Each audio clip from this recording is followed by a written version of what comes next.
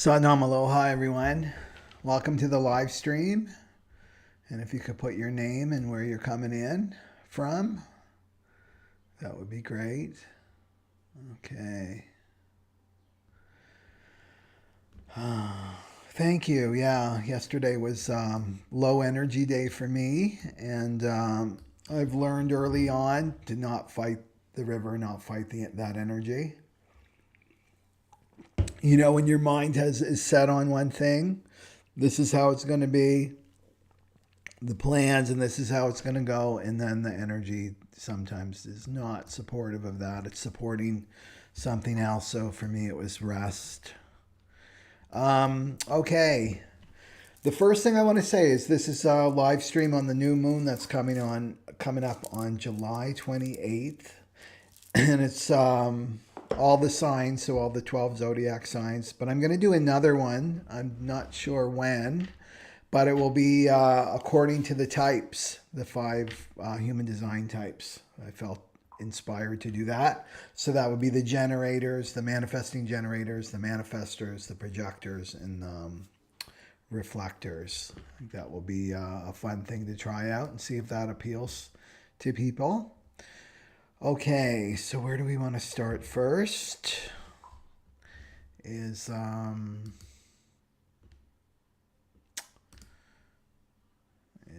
our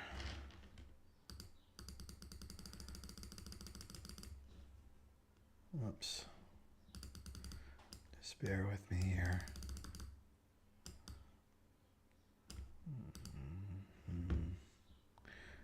Okay.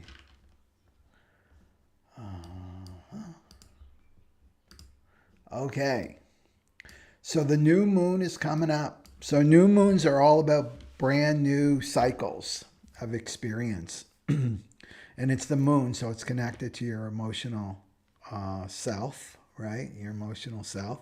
And your emotions should be really up right now, you know, showing you, guiding you where you're to go. Right? Where you to go, what path you're supposed to be on for your soul destiny. So let's look at the archetype of Leo before we get into the shadow gift pattern. So it's a new moon in Leo. And so Leo is all about confidence.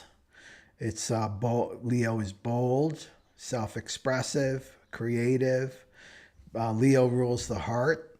So it's all about love. Right, Leo is the only one that's ruled by one planet or a star. It's not really a planet.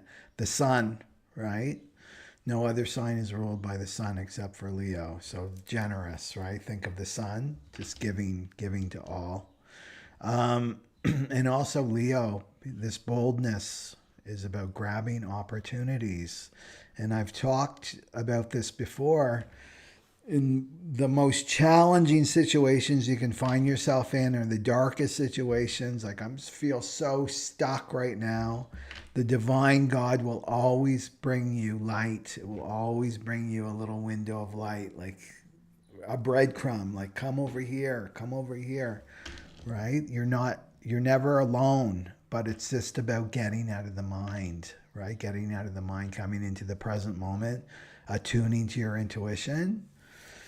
Right? And then you'll be guided. So it's really about grabbing opportunities right now. It's like walking through the portal into your new chapter in your life right now, right? There's so many opportunities, and I see so many people not stepping into them because they're afraid, right? They have fear, lots of fears, like fear of rejection and fear of what other people think of them.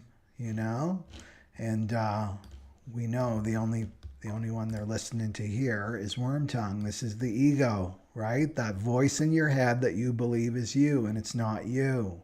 You're listening to this guidance, right?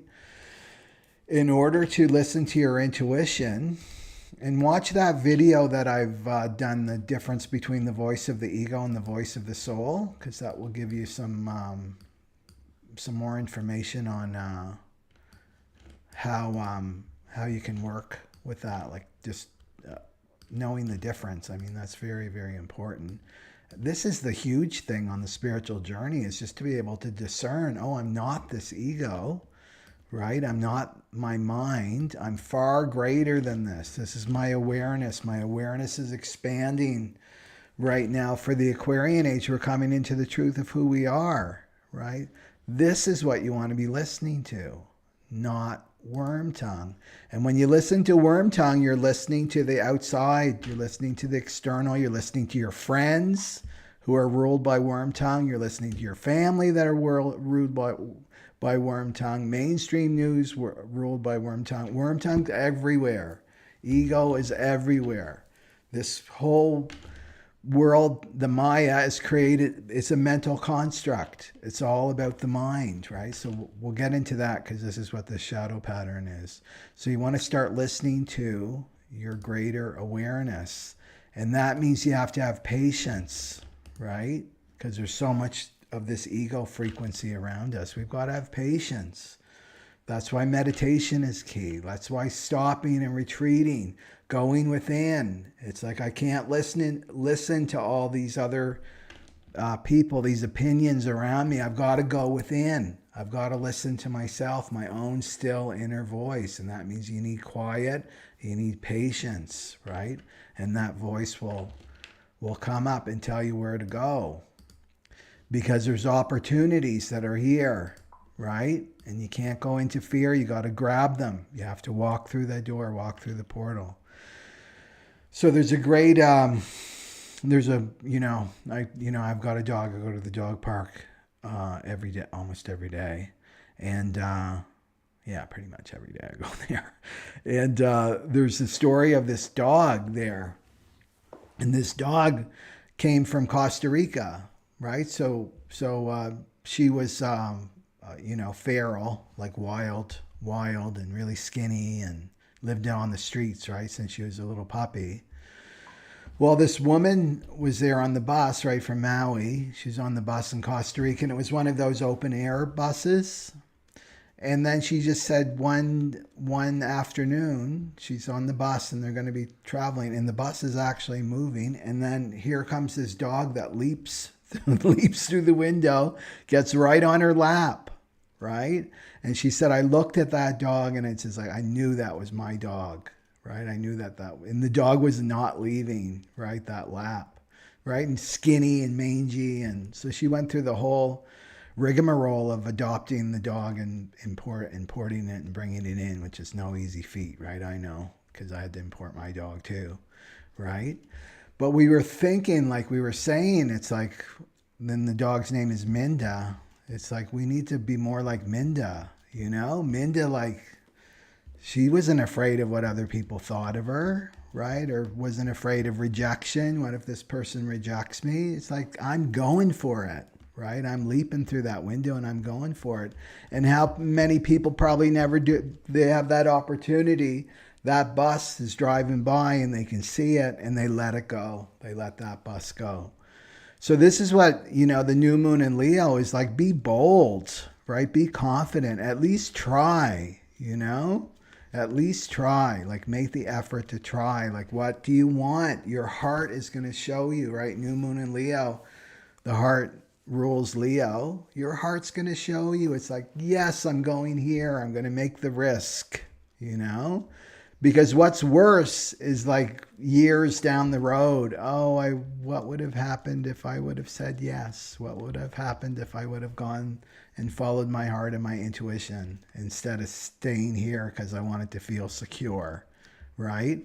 This is what this shadow pattern is too. It's about this shadow pattern of arrogance that the new moon is in. It's all about, how can I feel more secure as an individual?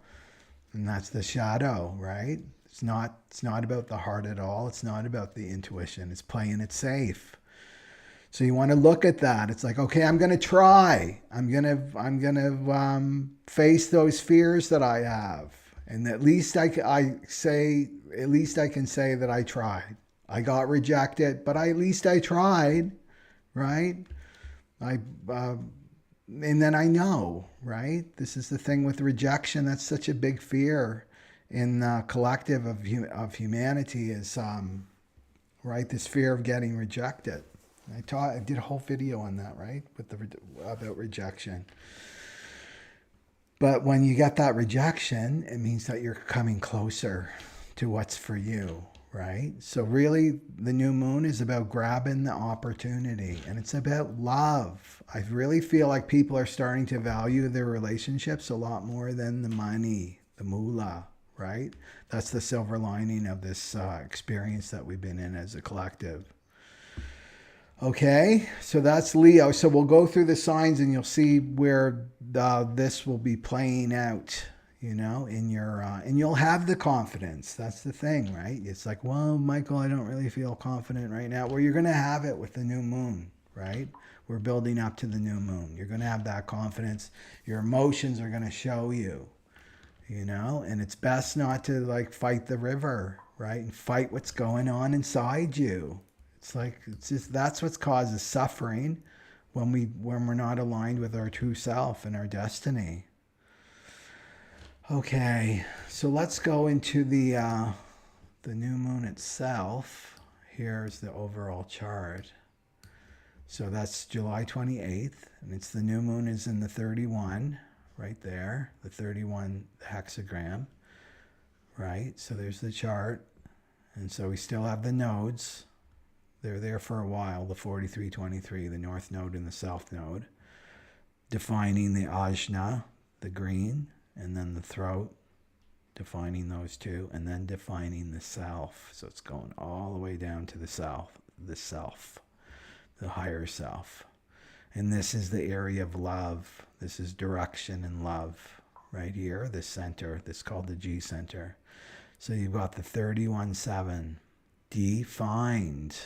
Right, so the moon is defining it, the moon in the 31, and then Mercury is in the 7. So there's the channel there. So all of these are leadership channels right here. Okay, the 31-7 is a leadership channel, the 1-8 is a leadership channel, and then the 33-13 is a leadership channel. So the 31-7 is the leadership channel. It's called the leadership channel, or the channel of facilitation. It's the alpha channel. It's the alpha channel here. And this is all about the past, right? It's about, it's all about the future. The 31-7 is about the future. The 33-13 is about the past, learning from the past, the mistakes of the past, or what worked in the past, what didn't work in the past. Like, to be a good leader, you have to know your history.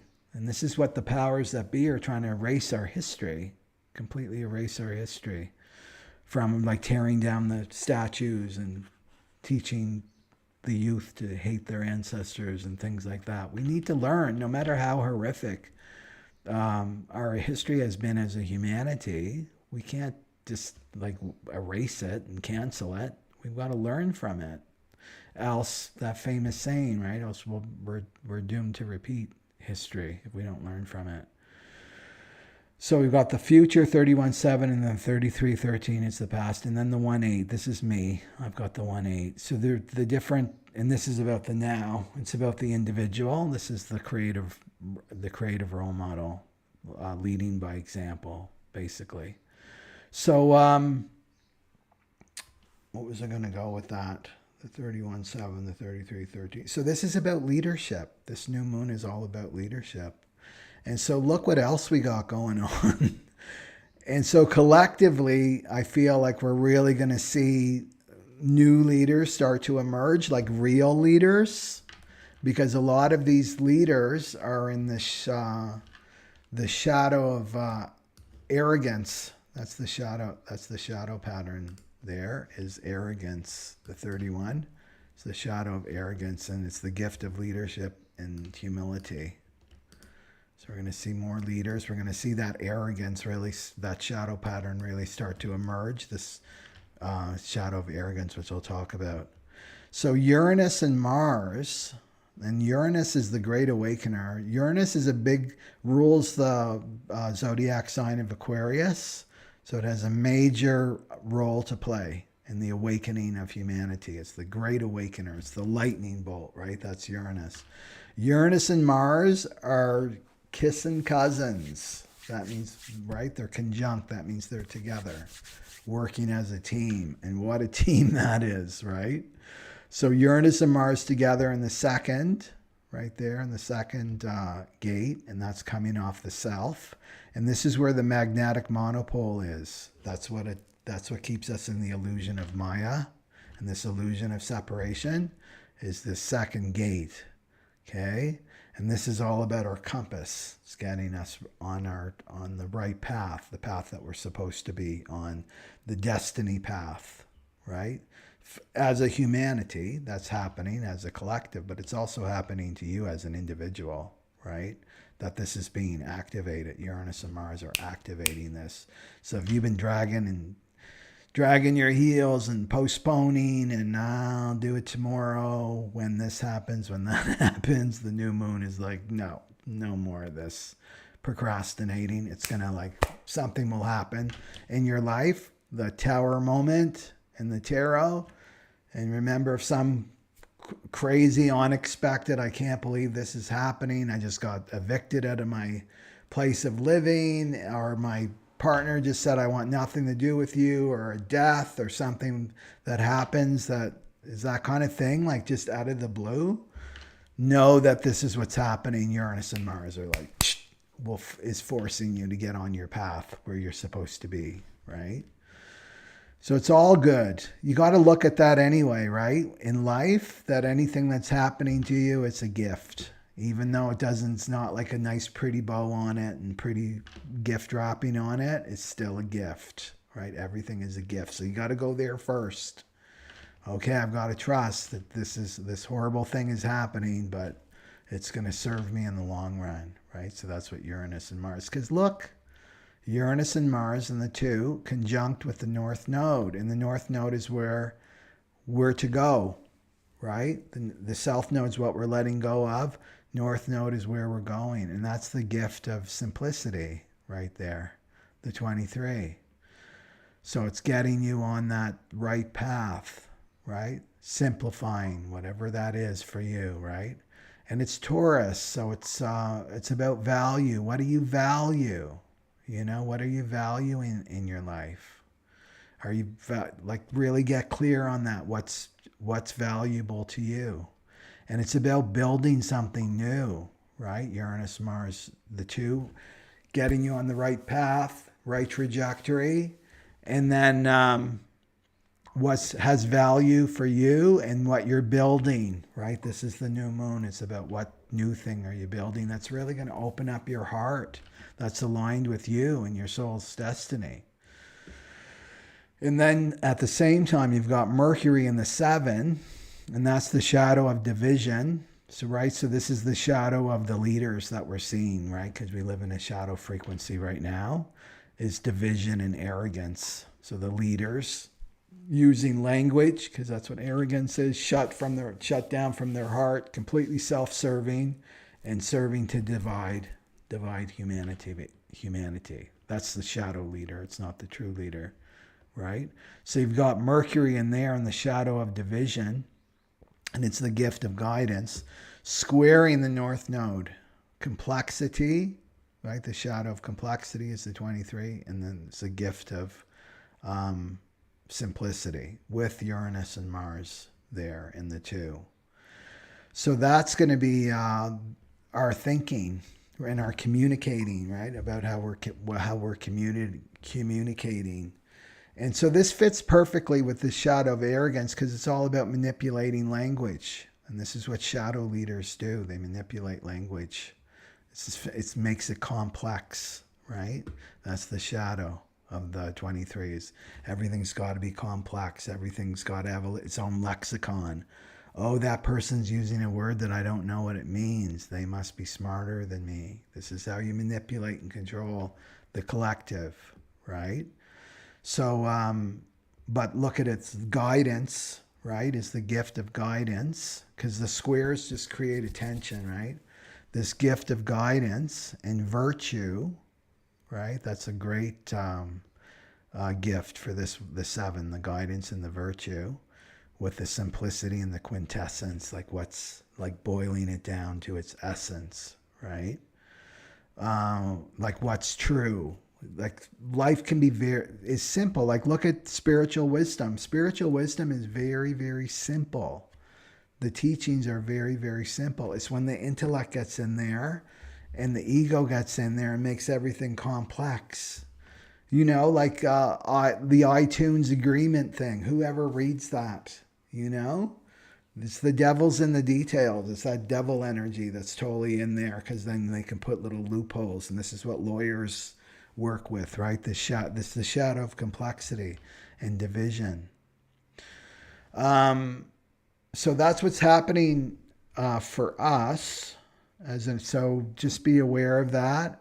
Like that's my guidance to you, is just follow your intuition. Your intuition's going to lead you to exactly where you're supposed to be. And avoid some crazy crisis, you know, in your life. Some tower, unless you want that, because Leo's drama, right? The shadow of Leo likes drama. And pride, like refusing to move forward. So let's look at Jupiter and Saturn just quickly.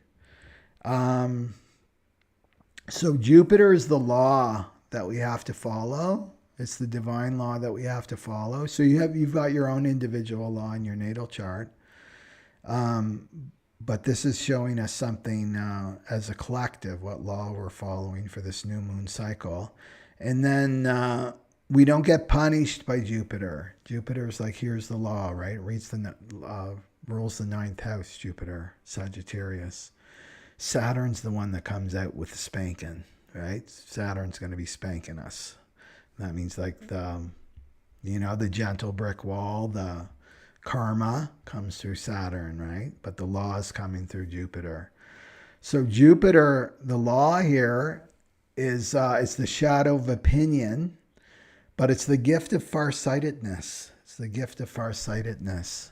So this is showing us we need to really, our choices that we're making with this new moon in Leo, we've got to be looking long term as a humanity, but also as an individual. This is the shadow leaders only look to as far as their term, you know, because it's very self-serving. They're not looking 7 generations in the future. This is the true leaders. It's like, how is this action going to impact the 7 generations in the future? This is what we need to think of. Leaders are always looking to the future, right? The 31-7 is about the future, leading the collective into the future, right? And it's very mutative just because it's 17.6. It's a very mutative thing. So you want to be looking like, is this something that you know, with the 23, in Taurus, the North Node in Taurus, the 23, is this something that I can really build upon? Is this somebody that I can really like build something together with, whether that's a business partner, a romantic partner, future long-term commitment, those kinds of relationships? Does this relationship have staying power, or is this person out? Like I can just feel like this, that this person, if they come across any kind of challenge, they're gone, right? They've taken the exit door. They don't have that staying power. This is how you want to start thinking, right? And the thing right now is, because we're under so much pressure, right, as a humanity and as an individual, it's showing people's character. It's like that old saying, you never know how strong tea is until you put it in hot water. It's the same thing with people. You don't know how strong they are until you put them in the hot water, until you put them in the stressful situation. Then you get to really see someone's character. So this is what also is happening to us. We're under this great amount of pressure as a humanity and as an individual, that it's forcing our character to come through, like the strength of our character. And you may have found that yourself. It's like, I never knew the strength I had until I went through this challenge in my life. And it's like, and it's all about the age of experience, right? You've got that experience now. I went through that. I went through that challenge, and look at me. I'm still standing. I'm still moving forward. You know? So these are the people you want to align yourself with, not these banana spine People that are all wishy-washy and they're on the fence and they don't, back and forth. They're ruled by, they're ruled by worm tongue. Whatever worm tongue is telling them to do, they're doing it. Oh, you better not do that because your friends will disapprove of you. You better not do that because your mother won't love you anymore. You better not do that because how are you going to make money and pay your bills? Like all that kind of bullshit. This is coming from worm tongue. You don't want to be listening to this anymore, or to the people that are ruled by worm tongue, right?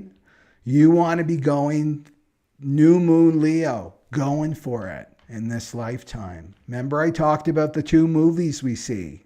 Some traditions say that.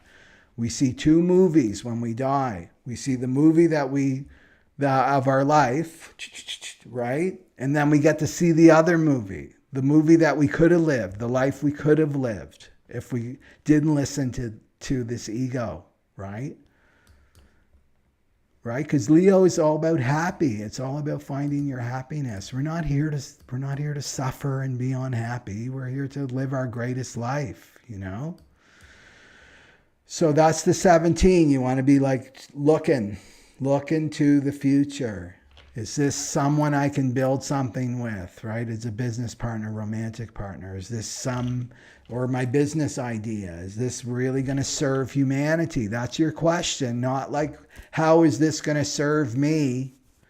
How am I going to make money from this so I can pay my bills? You got to go wider now. You got to go into the greater awareness of how do you serve humanity. And when you operate from that place, then of course you as an individual are going to be taken care of, you and your family.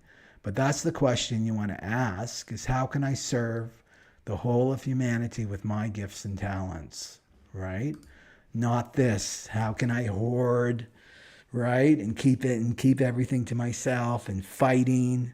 So that's my toilet tissue roll. That's not yours. Like that kind of nonsense. This is the ego. You don't want to go into that space. It's time to get expansive. That's what the new moon Leo is showing us. Like it's time to expand our perspective and our point of view, right? How we're living our life. Okay, so how we're going to get spanked. Right? So if we just go into opinion, right? And the 17 is all about putting everything in little boxes. It's the masculine mind, right? The shadow of the masculine mind is analysis. It's like keeping everything, not seeing the whole picture. That's the feminine mind, right? Then if we go into that space of like, I've got an opinion about what life should be and what those people should be doing, and right? It's very limited perspective. Then the spankings come through Saturn. And that's what? Reaction, right? I just did that video on Saturn through the signs. This is emotional reaction. So reacting, right? If you're not looking farsightedness, if you're just going by the opinions of the day, which always come and go with the mind, right? It's all fickle.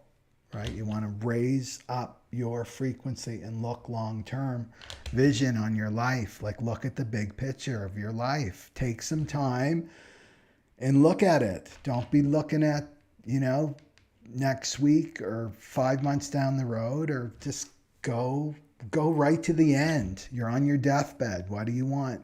What did you want to achieve in your lifetime? Did you achieve it? Like go there, right to the end. So emotional reaction, that's what Saturn, if you're not looking long term, then you're going to start to get emotionally reactive, right? Emotionally triggered, not in your center, right? And then you're back and forth. Worm tongue's got you back and forth, this person, that person, right? You're just like banana spine. You're all over the place, You're living like an animal. That's what I say. When the ego is ruling you, you're living like an animal. You're reacting. It's all about survival, right? You're not a human. You're not a human at all when you're ruled by the ego. So if you're operating correctly, right? You're in the farsightedness with the Jupiter there. You're making really good decisions for yourself. You're valuing yourself because you got to value yourself. And then you'll see the value of other people when you start to value yourself, right? Then revolution, right? The 49 is revolution and rebirth. Revolution and rebirth. So you have a revolution inside of you, a rebirth, an emotional rebirth. That's how you're rewarded, you know?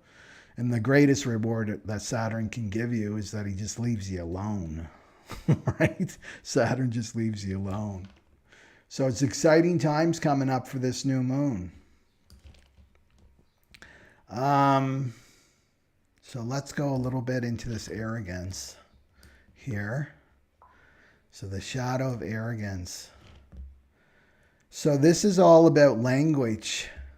Arrogance is language. So arrogance basically is it's rooted in insecurity, right? It's feeling insecure. And the most arrogant people on the planet are the most insecure on the planet. It's just like, because there's this thing, right, that people think, oh, that person's really confident, right? And in fact, they could be very arrogant, right? So people confuse it. Well, he or she's so confident. No, they're not. They're arrogant. And what they're doing is they're trying to hide that insecurity within them, right? So arrogance, in a nutshell, is basically you're cut off from your heart. You're totally, completely cut off from your heart. Leo is about the heart. Leadership, good leaders are connected to their hearts, right? They're connected to their hearts. So, so this arrogance is like, I know best. Look at me. I know best. I've got all the answers. And what's really infuriating here is we don't really, as a humanity, there are certain people that are genetically destined to become leaders. And then they could be completely shadow leaders. That doesn't matter, right? Because people can't see frequency yet. They can't even see the real leaders on the planet yet. But that will come. They're starting to see through these false shadow leaders now. So we're genetically programmed as a humanity to follow these alpha leaders. And they, clearly they haven't served us. Not all of them. There's been some good leaders in our history. But a lot of them have been these shadow leaders, right? And so this is, the collective is genetically programmed to follow these leaders, until we raise the frequency, right? So if you've got the 31-7 or the 1-8 or the 33-13, then you're destined to be a leader, genetically destined to be a leader. But it doesn't mean that if you don't have those, right, that you're not a leader of your own life. You can be a leader of your own life, right? So the shadow leaders, with this shadow of arrogance, they use language, right? They use language, the manipulation of language, to persuade people to follow them, even if they're going off a cliff. And I wanted to show something here. Where is it? And I just want to look at words. Did I do a slide for that? Let's see. I don't think I did. Oh, there I did. Okay. Words, the power of words. We don't even know half of what words mean, like the power of them. So this relates to the 31-7 shadow of arrogance. So using language to control and manipulate. This is the shadow of arrogance, the gift of leadership and humility. So words have power, right? That's why we learn to spell, right? We cast spells with our words. We can create sentences, right? We create sentences. We create our own mental prison with the words that we say to ourselves, the words that we say to each other, the words that we take in, right? They can create a mental prison for you. This construct, right? And the whole world is made up of words, basically. It's a mental construct that we live in, right? So I wanted to show you how this is done. So I'd like to go to the major cesspool, which is CNN. And we'll see how they use words here, just for fun, eh? I rarely get on this site here. Okay. Okay. There we go. Okay. Now I just want you to tune into your body, into your awareness with these words. So these are just headlines. Most people just read the headlines anyway, right? So let's look at these words that they use, right? Critical juncture, cut deal, victim, they use the word victim, profane and sexist. And you can feel it's like, what is it doing to you? You're getting an emotional reaction. There's an emotional reaction, right? There's got to be some more here. Broke's another one. Worries, it definitely worries me. Damages, urgent, right? Critical, urgent, emergency. There it is right there. Climate emergency, right? Hit all-time high. So you can see it. It's right in our media, how we're manipulated through words. And they create a spell. And what's the spell? Feel insecure. Feel fear. That's what the spell is. I'm afraid. I haven't even read the article. And usually the article, it's just clickbait. Right? These words are just about getting an emotional reaction from people, putting them under mass formation hypnosis, under a spell. And then it's like, well, follow us. This is the shadow leader. Well, follow us. We can get you out of this insecurity and this fear state that you're in. Just do what we say. Right? So that's just an example of that, of just how that works. I mean, I don't even watch the news. You can see, so we don't want to be fallen for that. And this is the shadow of manipulation, right? And how they work it. So, so the gift is leadership, like true leadership. And a true leader is not telling you what to do. True leader's not telling you what to do, not in the Aquarian age. Do what I say, right? Not as I do. Well, we're all worried about climate change, but we've got all our limos on our private jets flying around the world telling everybody how they're destroying the climate, like the hypocrisy, right? That's not the true leadership anymore. All this is changing. Don't worry that people are not going to start to see this, right? The hypocrisy is the true leaders are servant leaders, right? They're serving the people that they're leading. So it's not about like, you do what I say.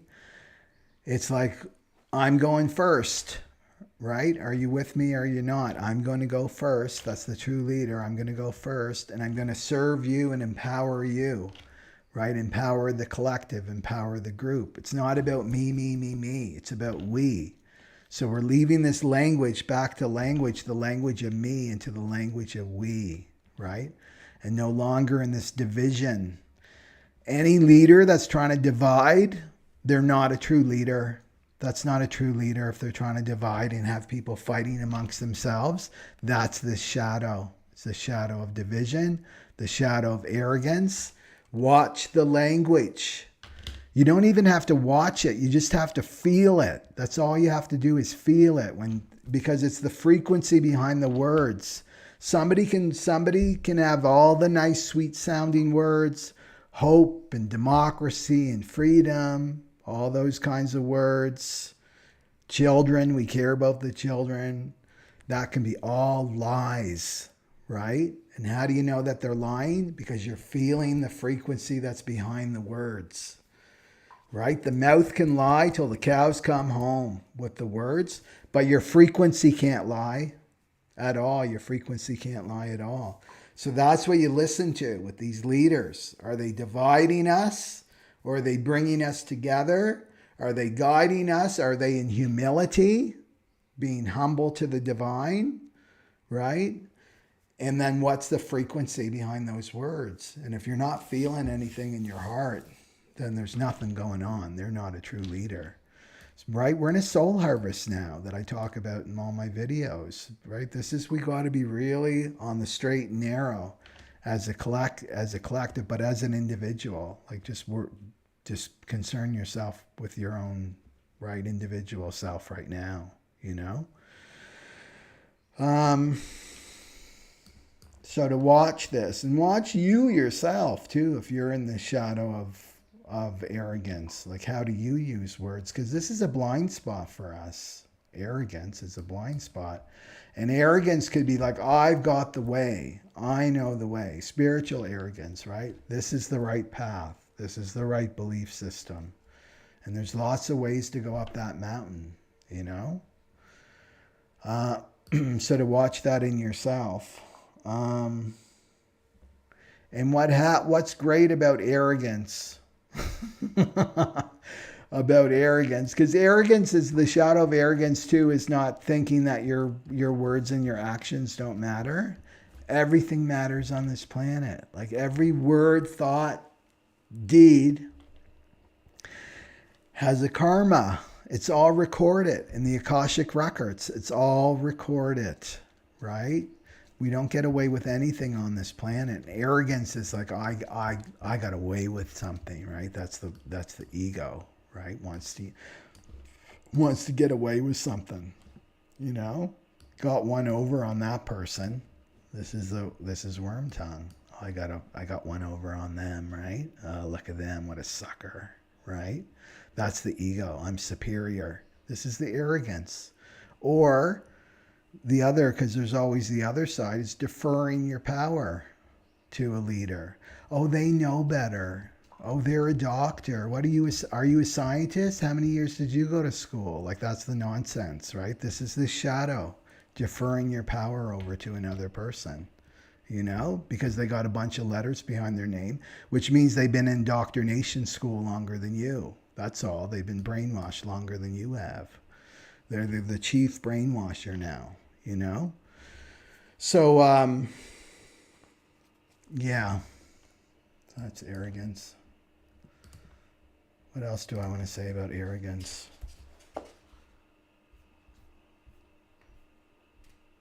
Before we go into the...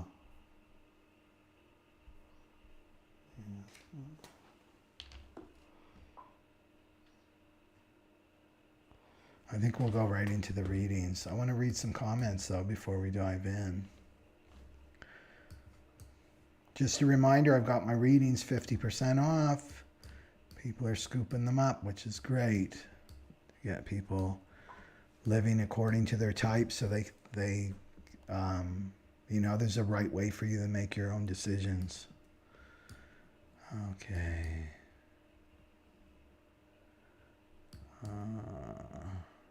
Okay, Satnam, Jamie, Lisa, Shaima,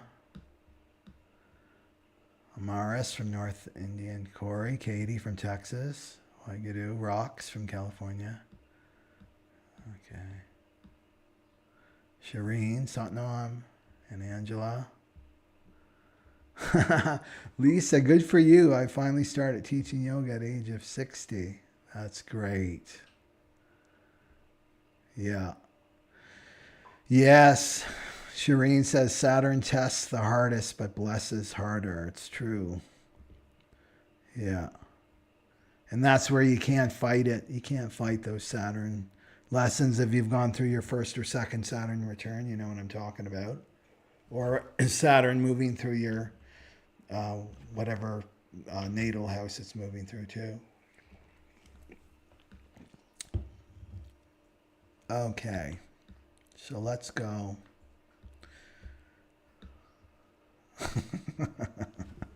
Okay, so let's go to some readings here.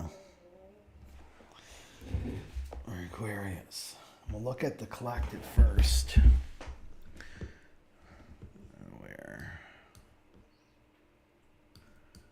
We'll do the collective first. Take this off. There we go. Okay.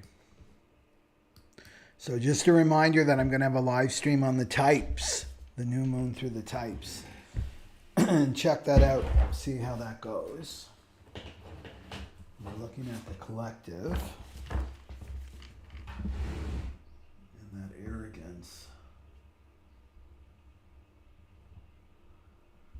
Okay. I mean, that's always been an interest of mine, is the manipulation and how they do it. I've been very interested in that and I just learned the other day that 78% of people got at least one of the jib jabs. That was amazing to me. That's a high number, 78%. Okay.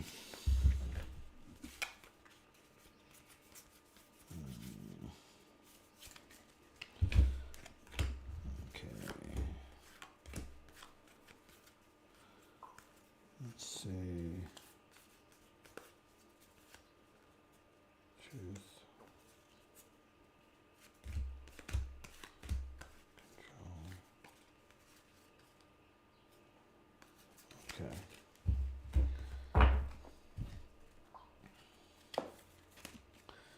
Okay, so let's look at the collective for this new moon.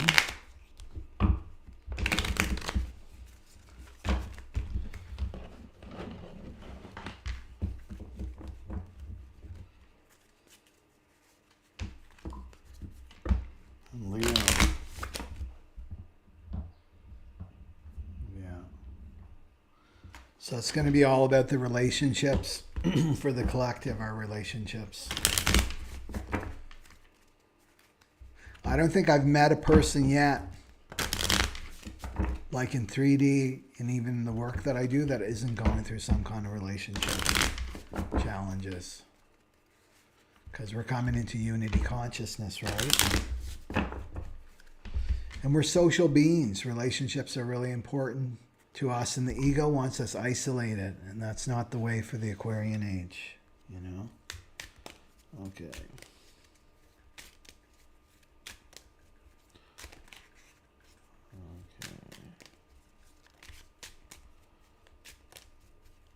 And emotions are high too for the collective too, because Saturn is there in this shadow of reaction, emotional triggers.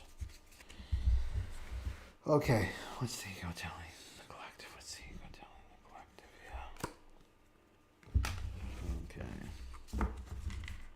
Yeah. Okay. So it's the card is God's not doing God's job for the collective. That means going into sacrifice. Not going into sacrifice.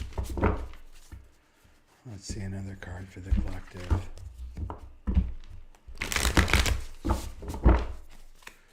Right? Knowing what's the responsibility of the divine. That the doing gets done, you know?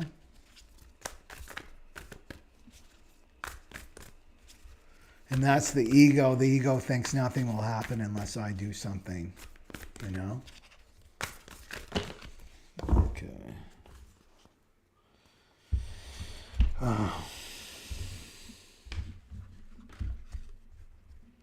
Okay. So lots of fire. That makes sense because Leo is a fire sign. So the 7 of fire up here. 7 of fire. Or the 7 of wands. Right? And then the 4 of fire. These two break dancing. And then this guy holding his own on the top. So the 7 of fire is about the challenge, right? Accepting the challenge. Determination. and resistance. So to me, it's about taking the higher ground, right? The 17, the farsightedness, and standing up for what you know is right, you know? Willing to fight for that's really what the spiritual warrior is. It's fighting for the heart. That's the true spiritual warrior, is fighting for the heart, not for, assets and resources, other countries, your resources and money. That's not the warrior. The warrior fights for the heart, for the children, right? For the future generations. That's how the leader looks. And then the 4 of fire is home. It's about home. It's about your relationships, your close relationships. It's about your family, right? It's about prosperity and contentment. So that's what I see with the collective, is standing up for that, right? Standing up for what has true value for us.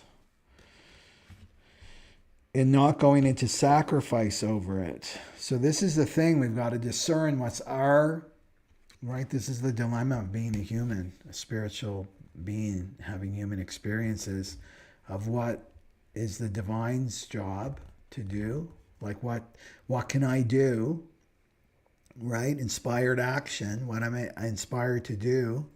And then what do I have to give up? What do I have to surrender, right? To God's, if we're trying to do God's job, and it's connected to relationships, like trying to save somebody else, right?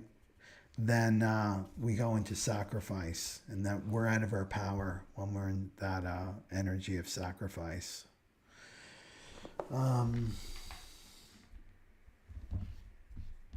And we may, just because the 31's and the 7, we may, the collective may feel manipulated, right? May feel manipulated to go into the sacrifice,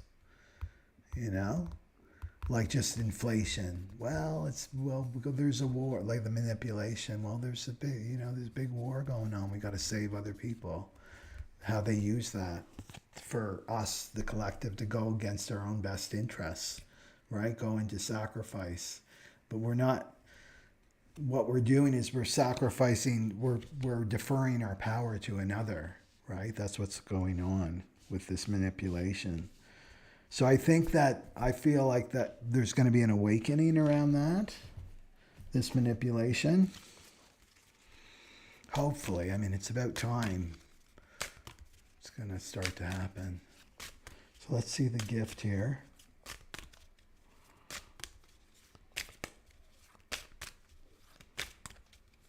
Yeah, I see the collective like grabbing a backbone, actually, with these cards.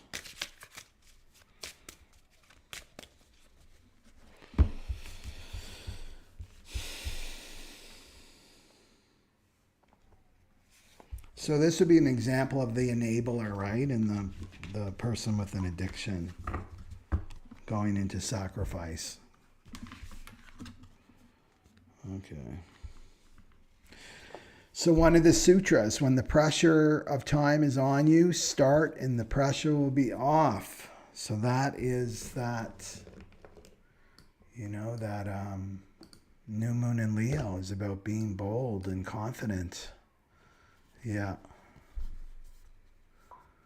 But to watch where you're directing your energy, that's what I see. It's like not go into sacrifice and try to save people who don't want to be saved. They don't want your help at all. We have to learn this, especially as projectors, if you're a projector type. Some people do not want your help. They don't want your guidance. And it's like, that's when you have to know. It's like everybody's in God's hands to let them go. To let them go. So if you're feeling this pressure inside you, time is ticking away, your intuition is screaming at you, maybe waking you up in the middle of the night to go do something, right? This is where your intuition wants you to go, to get on your soul's journey, quit that job, start your own business, go leave this relationship, go towards that relationship, move from here, move over there. You got to start acting on it. That's what this is saying. When the pressure of time is on you, act. And then the uncomfortable feelings will go away. As soon as you even make a little baby step, this is what I found in my experience. As soon as I made a little baby step towards that thing that I was really afraid of, It's like, oh, I feel better, right? Your feelings are going to let you know. It's like, oh, I'm on the right track. I'm starting to like energetically feel better, feel more expansive, you know? Okay. So let's go for Pisces. Yeah.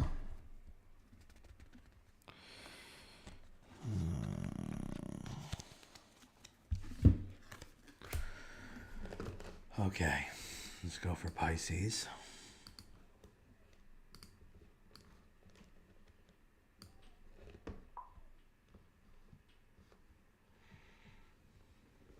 Yeah. Helping people who don't want to be helped is called codependent. And codependent is about keeping the focus off of you and the work that you have to do, right? A lot of enablers do that, codependence. It's like, I'm okay, they're screwed up. And then you keep all your focus and attention on that other person. And what you're doing is you're making them into God. You're making them into the divine, so they become in between you and the divine. That's the true, nature of codependence, why we do that. And it's keeping the attention off yourself, right? So that's a good point. There's definitely a codependent thing going on with the collective. Okay, so Pisces is in the 6th house. Pisces rising sun or moon. So this is about your health. Could be about your health. And also your daily routine.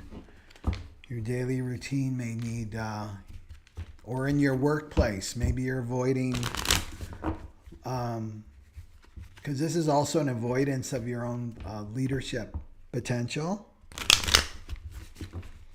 2, in your workplace, maybe you're being sought out as a leader by your co-workers. Maybe you're deferring your power over to a false shadow leader in the 6th house.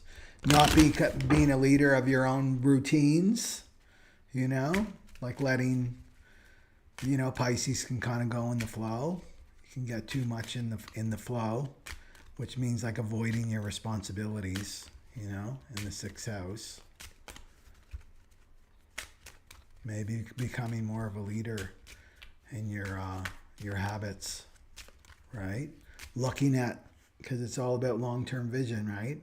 Looking at, is this habit serving me that I have right here? Oh, 3 hours just disappeared. Where did that go? Right? It's about accountability, right? Leadership is about accountability. Okay. You may be called, to take a leadership position in your taking more control of your work habits. Okay. Let's see.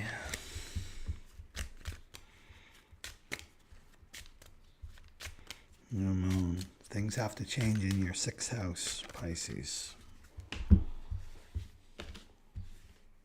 And there may be some arrogance there, right? To watch that. There could be some arrogance, some blind spots.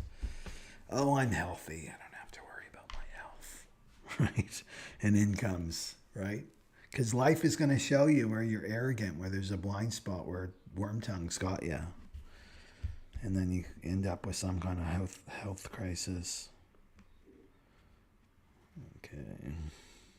This one right here, right? Yeah. Okay, this is about your relationships. So you got the Runner card, and that's the independent ego, and it's the fear of intimacy. Okay, and this is a conflict with the divine. Let's see the other card here. Fear of intimacy in the 6th house.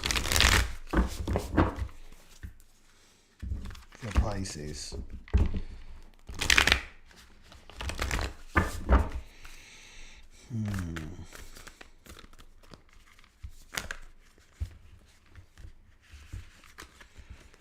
Let's see here.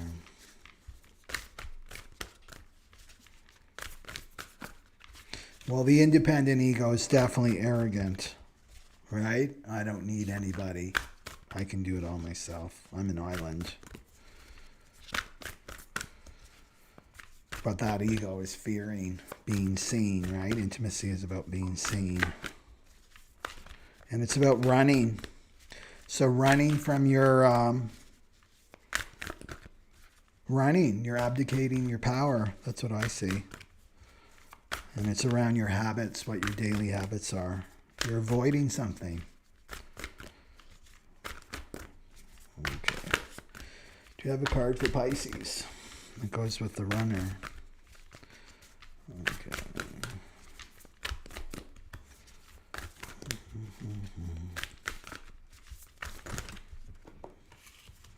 Okay. I'll take that one. Yeah. So you got the Moon card, Major Arcana, and the Lovers card, the 6 and the 18. Yeah. So the Moon is about your what's hidden. So this is hidden from you, Pisces. This runner, maybe you're aware of it now, but it's definitely your relationships. This is your romantic relationships. Yeah. Emotions and choices. Intuition, illusion, revelation. So running away from your relationships. Yeah. So something with this new moon, you're going to be starting a new cycle. That's what I see. And then you've got the choose love card.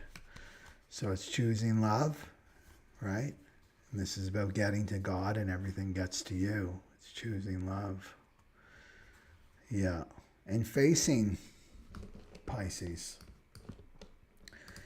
Facing worm tongue. Facing that ego, that voice in your head that's telling you to be, that person's trying to take your freedom away, right? That opportunity that's coming to you is trying to take your freedom away. So you better run.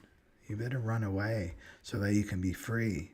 But really what you're running away from is yourself. You're running away from your happiness and your joy, and you're running away from the divine, right? So the advice here is to choose love, and to face these fears. These are subconscious fears with the Moon card, right? But the gift here with the Moon is your intuition is telling you, right? And what's waiting for you is love. It's a relationship for Pisces. Yeah. So to face that, this needing to be independent. And this is the thing in our culture, right? That's this independent ego is worshipped, right? That's a good, oh, you're independent. That's a good thing. You do everything yourself. You right? You don't need anybody. That's because the powers that be want us isolated. This is different than self-reliance. Self-reliance is a completely different species than independent, this independent ego, you know? This is the ego, is this independent that wants you isolated, that doesn't want you in relationship, right? Doesn't want you happy. Wormtongue doesn't want you happy. He doesn't feed off happiness. Wormtongue doesn't feed off happiness. He feeds on conflict, right? He feeds on unhappiness. He feeds on depression. He feeds on anxiety. He doesn't feed on happiness and joy, true happiness and joy that's long lasting, right? Because even if you have an ego desire, well, I want this much amount of money, and then you finally get it and you manifest it. The ego's happy maybe for, 10 minutes, and then he wants more. The ego wants more and more and more. This is greed, the shadow of greed. Right? So you don't want to be listening to this. Why am I running? Ask yourself, why am I running from this person? Right? Why am I running from this person? Is this really true? Ask yourself these questions instead of reacting to the ego telling you what to do, bossing you around. Right? Like, why am I running? Why am I running from this person? What am I so afraid of? And listen, right? Listen to your greater awareness here. This is what you want to listen to, not the ego, Pisces. You want to listen to your greater awareness. And then the wisdom will come, right? It will come. The guidance will come. Oh, I'm really fearing intimacy. I've never shown myself to anybody before. Or I did, and I got hurt, right? That's the past. And what we're doing is we're letting the past go. We've got to let the past go. We can't go into the Aquarian age with the heavy burden of the past on us, right? Yeah. And then face it. And we face it by just admitting it to us, admitting it to ourselves, right? Arrogance is that you don't even want to look at it. You won't even look at it. It's that person, you know? It has nothing to do with me. They're trying to control me, listening to Worm Tongue telling you, you know, stories that are not true. Yeah. So that's what I see here with Pisces, is they've got to start facing their fears. They got to start looking in the mirror and looking in truth at those dark, shadowy areas. This is shadow work. It's not fun, but the payoff is huge when you start to do shadow work, because your awareness starts to expand rapidly when you start doing shadow work, because this is what's blocking the light from you, from coming in, blocking love from coming in for you. Yeah. So that's what I see your dynamic is there with the 6th house too. Let me just check something out before we move on with Pisces. Yeah. So it's about healing too, right? The 6th house is about healing. So you're healing this runner dynamic that you've been in, and it's a relationship pattern, you know, that you've had for a while. Yeah. So if you don't do it, you'll just attract a crisis, right? That's 6th house. And crisis leads to Christ consciousness. Yeah. There's no escape in the divine. There's no escape in your healing. Yeah. So that's for Pisces. Yeah. Pisces has to start getting real and showing themselves to people. Not being afraid of their sensitivity, right? Because Pisces, sun, moon, and rising can be very, very sensitive. You know? Okay. I think that's it for Pisces, right? I think so. Okay. Let us go to Aries. Aries.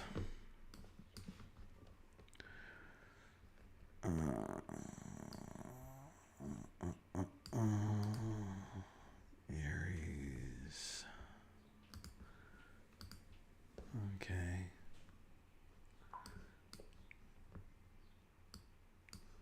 Okay.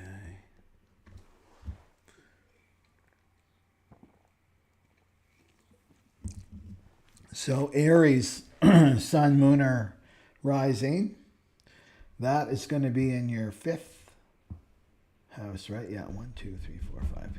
That's right. So the 5th house. So the shadow of arrogance in the 5th house.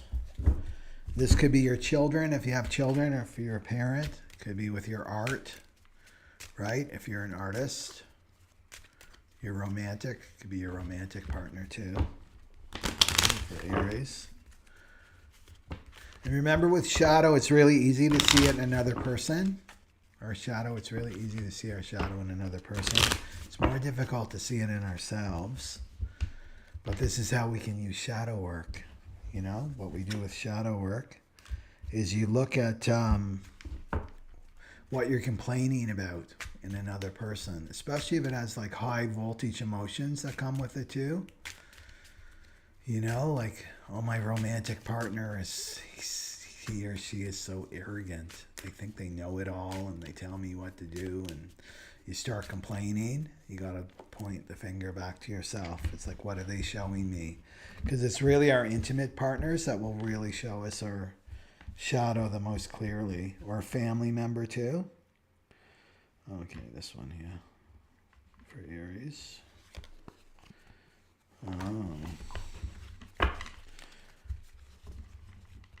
Okay, so Aries is getting some serious lessons because you got the shamanic death, the shamanic test, actually, which is dying to your old self. Yeah. So, I mean, that's the Leo, right? The Leo ruled house. So this is about your self-expression. It's about your inner child too. So there's some challenges that are happening in your 5th house. And it could be some inner child stuff that's being really called up for you to finally heal.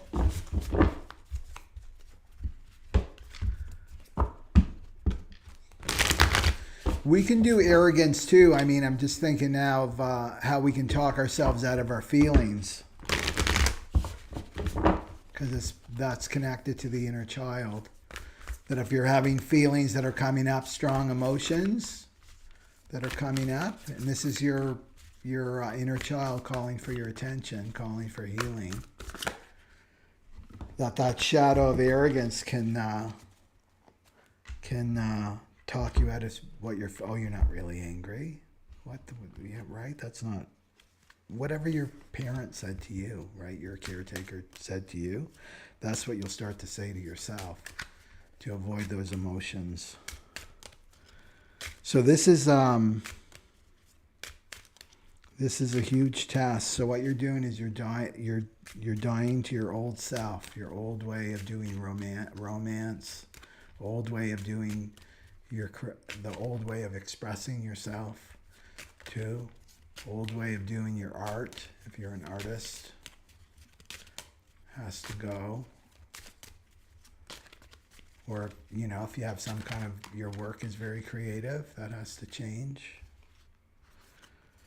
Okay. So you got the Chariot card, another major arcana. And this is moving. Things are moving in this 5th house. And it's recognition, too. That's a very good card. So getting recognized, maybe, for your creative expression and victory. But Chariot means like moving. Things are moving fast. Yeah. And then you've got restraint, retreat. Oh, that's fun, isn't it? You got restraint. It's a paradox. The Chariot, things are moving, but things can be moving inside, you know? Sometimes on the outside, things look stagnant and like nothing's happening, but inside, we're going through huge changes. So you may be going through some huge changes inside. So this is saying to take a retreat, right? To not be taking action, premature action, especially as an Aries, right? Aries can be impulsive and take premature action. This is saying to go inside with this 5th house. Yeah. What was I going to say? And it may be calling you to do some inner child work too with that 5th house. Or bringing more fun into your life too. Yeah. Being true to yourself and loving yourself, right? The 5th house is all about loving yourself in a non-arrogant way, right? Like heart. 5th house rules the heart too. Keeping your heart open. Yeah.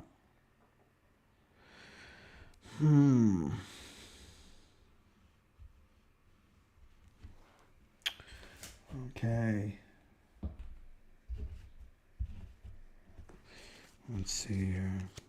And if you're a writer too, because the 5th house will be writing, that's another,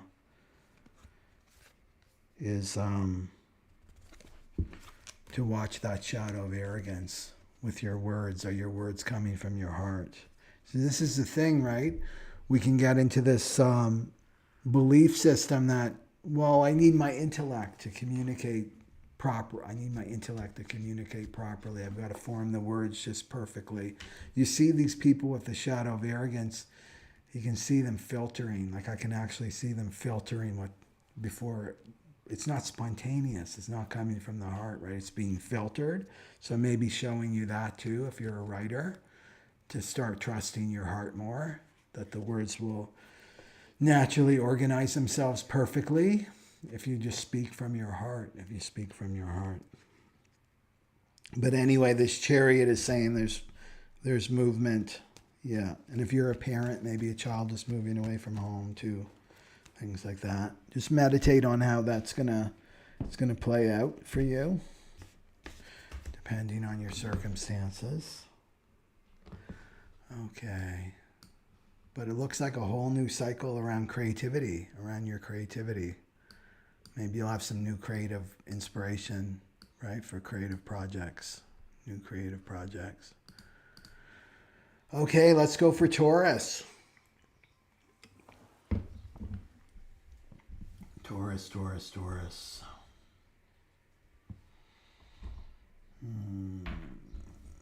2, 3, 4. Taurus. Happening in the home. Let's just do some cards here.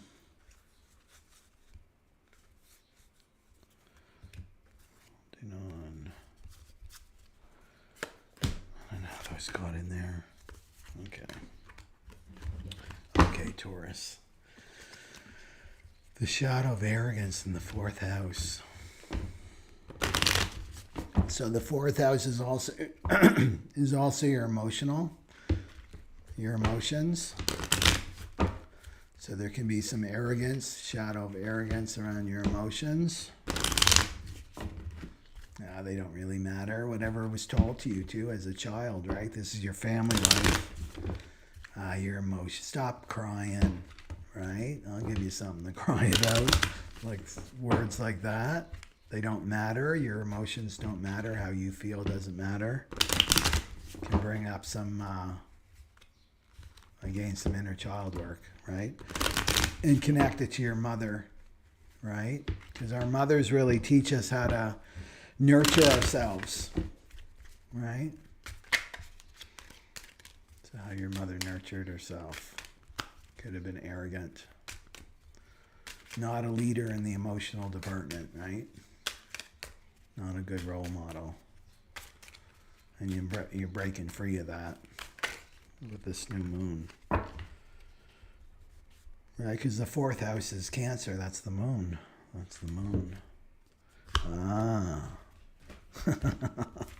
Taurus is really getting it. Hey? The last live stream. So you got the ego death. You're going through an ego death, Taurus. In the 4th. So there could be a lot of like renegade emotions coming up. Like, where is this coming from? These emotions, this anger. Where's this anger coming from? Right? And not listening to Worm Tongue, because Worm Tongue will want to say, well, it's the next door neighbors. They're being loud. Right? Or it's because this person isn't doing this, or this person's doing this to me. You know? Blaming and complaining while you're feeling the way you're doing. When in fact, all these emotions are just coming up they're coming up to be cleared, right? Because he's dying. The ego death is he's dissolving, right? He's getting smaller and smaller. That's what an ego death is. We all have to go through ego death, especially if we're entering these new Aquarian relationships. That's what the twin flame journey is all about. The people on the twin flame journey. It's like you're not united until both of you have an ego death, right? That's the only way that you unite. You're separate, right? If you're both in your ego stuff, you're separated. The universe will just separate you. So this is about emotions, ego death around the emotions. And the mother, I really feel like the part of this is the mother, your relationship with your mother. Okay, what do we got for Taurus here? Not this one. Oh. Okay, we'll do a card here for Taurus. So your mom could be very arrogant, right?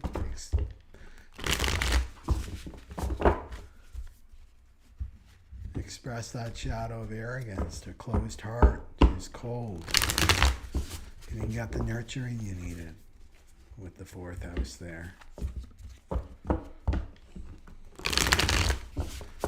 She didn't see you or value you.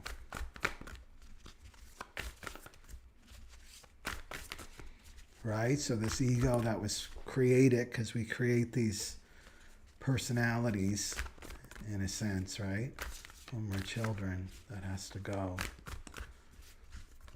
Because that's our first relationship too, right? Is our mother.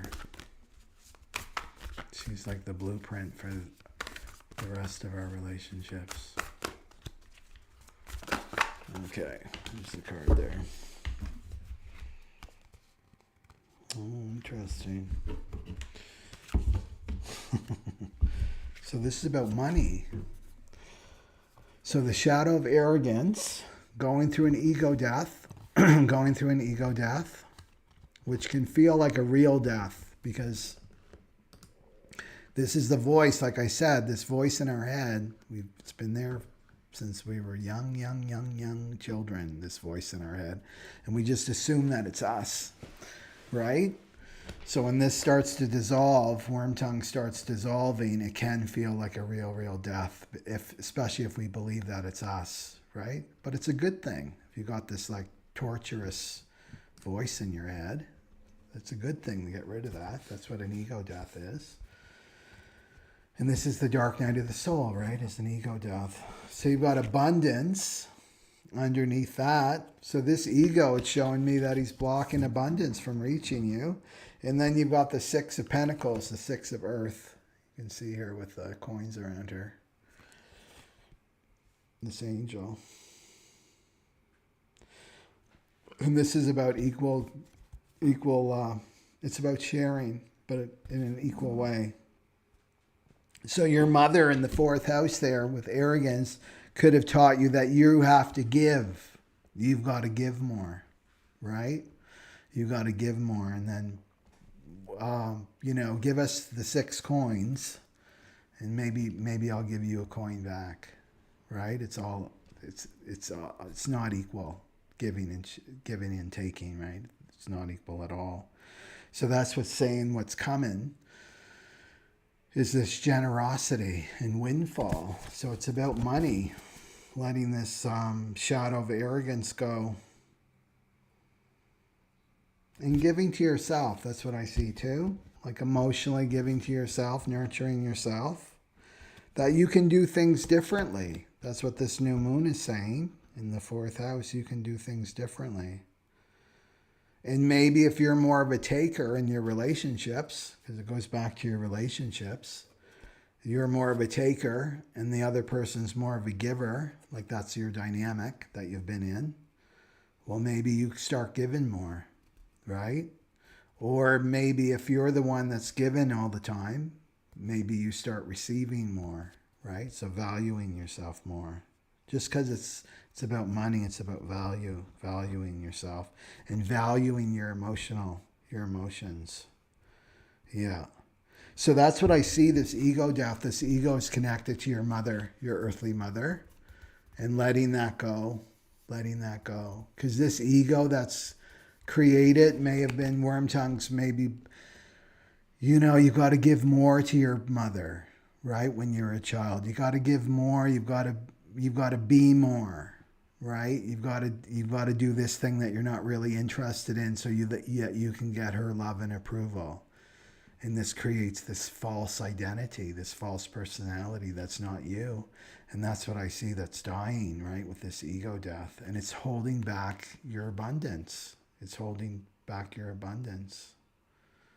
Because money is a currency. That's why it's called currency. It flows.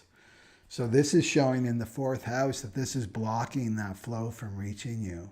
So if you're experiencing money problems, that's where I would look and let this ego death happen and start sharing more, right? The Six of Pentacles is also about sharing yourself more, not hiding away, and knowing your value, that you have a lot of value to share with other people, right? And it's generosity. That's the new moon in Leo. So that's the key words I would say is self-value. It doesn't matter if your mother or earthly mother never valued or never saw you or didn't recognize you. It's most important now to recognize yourself, right? And to value yourself. That's exciting for Taurus. Some abundance coming in.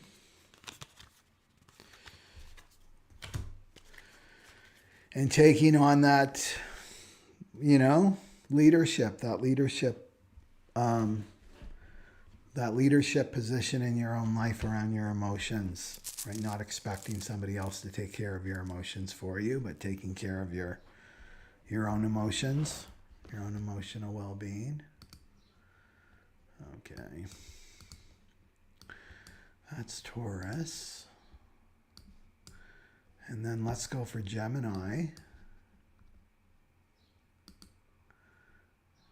Okay, whoops. Gemini.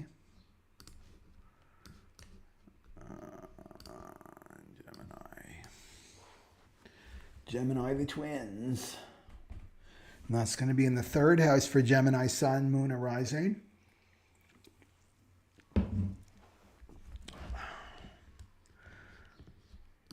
I just want to see the comments there. Sending good vibes to Taurus. Right on. Oh. Okay. So Gemini. The shadow of arrogance is in your third house. So this could be a sibling, right? Expressing the shadow of arrogance. Or a neighbor, right? So being manipulative with their words and their actions, right? And if that bugs you, right, that my neighbor's so arrogant, my brother's so arrogant, he thinks he knows everything, then you got to look at yourself, because it's showing you that you're being arrogant. And may not be like back and forth, like, oh, I'm being arrogant with my brother and he's being arrogant with me. It could be like you're showing that shadow of arrogance somewhere else. Just about being humble, right? That's the gift, being humble. To like, I've got a blind spot. We're not perfect. Humans aren't perfect. Okay. What's Gemini? Let's see what the ego is telling Gemini here. What's the Gemini? This one right here. Oh. Jealousy. Perfect. So Gemini is jealous. And so the root, I talked about this before, the root of jealousy, the psychological root of jealousy, it goes back to your siblings.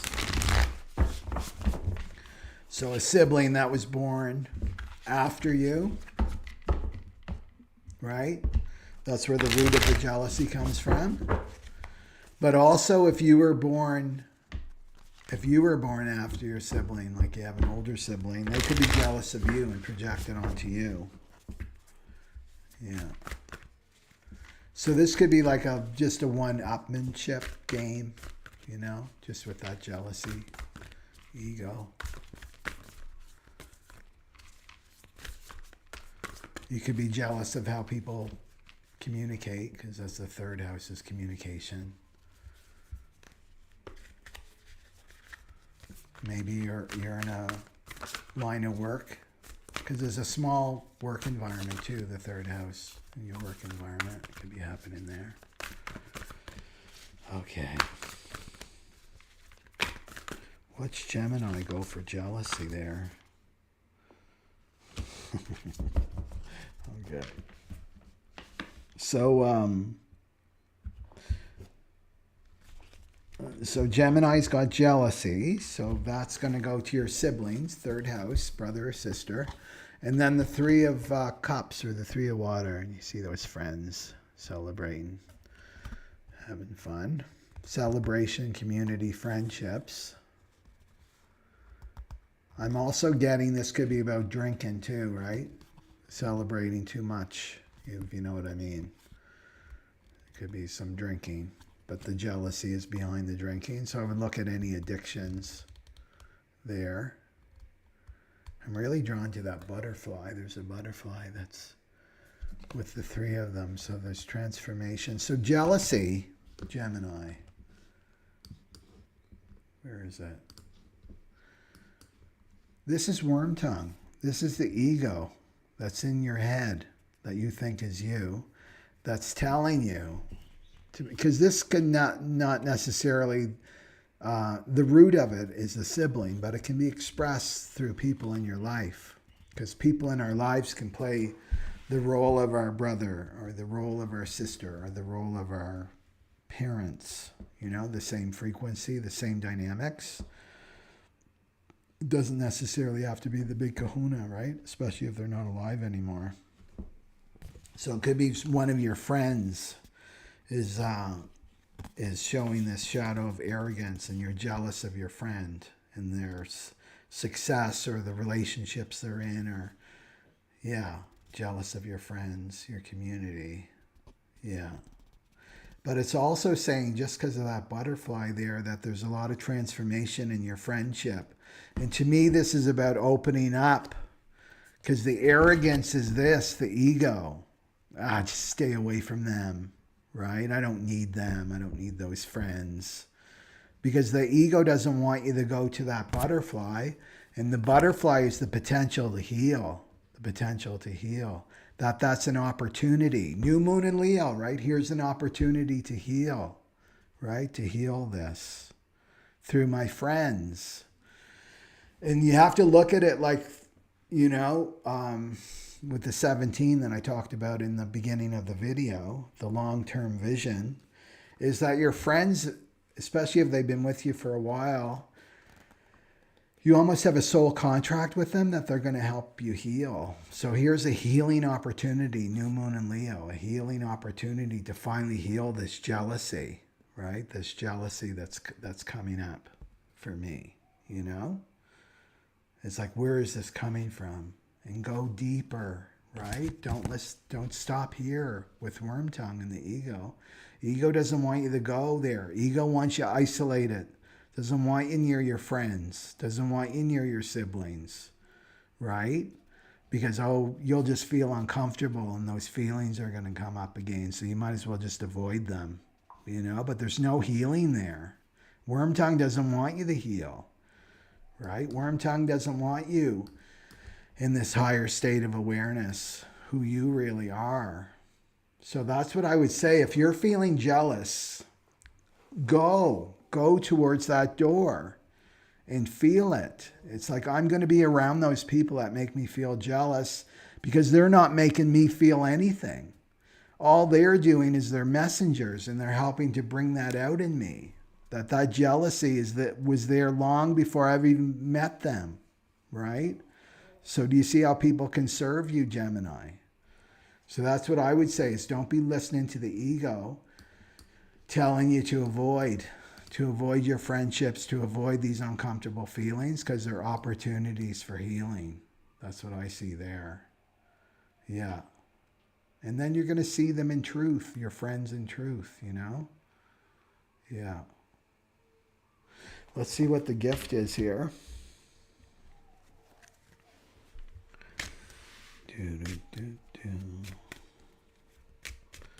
Right? And that ego can be sneaky. And that ego is totally working that shadow of arrogance, you know? You don't need them, right? Get yourself new friends. Just get out the hatchet, get rid of them. Or making up stories why they're successful, like things like that. It's all about avoiding your healing. Okay. So let's see what the gift is for Gemini. Sun, moon, or rising.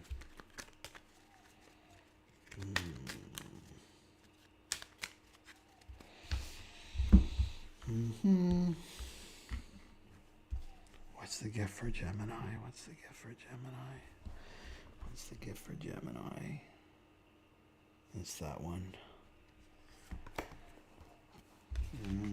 Commitment. That's what I've been talking about in my own way.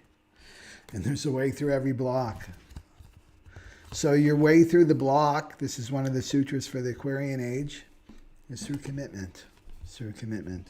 So to me, it's about committing to your friends, okay? Not listening to the ego telling you to write your friends off, right? And to commit to this jealousy. Where is this coming from? Where is this coming from? I want to go deeper into this, where this jealousy is coming from. And it's a matter of feeling. It was funny, somebody asked, how do you feel? I thought that was a crazy question. It's like, to me, it's like asking, well, how do you breathe? How do you breathe? It's how do you feel? And I just thought, oh, wow. I'm an early indigo, right? I've been forced to feel. My whole life I've been forced to feel. You just bring your awareness to your heart chakra. That's what you do. You know, you can bring your awareness down to your, feel your feet. And then your awareness goes down to your feet and you can feel your feet. Well, bring your awareness to your heart chakra. It's not a physical organ. It's the center of your chest. It's a vortex, right? That's your heart chakra. And that's where you want to bring the jealousy. You just allow a space. I'm going to allow this feeling of jealousy to come in, and I'm going to commit to it. I'm not going to get arrogant and just bolt, right? And it's saying that your friends are showing you this, but it's going back to when you were a sibling, jealous of your sibling. And jealousy is like there's not enough love, right? It's a scarcity consciousness. There wasn't enough love for me. My brother got all the love. My sister got all the love. There wasn't enough for me. And I'm jealous, right? That's where it comes from. I'm jealous. They're getting all the love and I'm not. So that's what I see there, is just committing to this healing opportunity that's coming up for you. Yeah. Okay, and that's the way through your block. In the third house. And the thing is, when you get your mind straight, just to go back to prosperity, because prosperity is just everywhere, right? Prosperity is everywhere. It's the mind that gets clouded. We can't see the opportunities around us, right? And when you deal with these emotions, then the lens starts to clear, right? And then you can see properly. So that's the gift, right? Is to commit to this emotional work. Commit to the shadow work. And benefit. So that's going to help with your thinking. That's where I was going to go. That's going to help because the third house is about how you think. The thoughts you're generating. You don't want to be putting jealous thoughts out there and negativity because it's all going to come back at you, Gemini.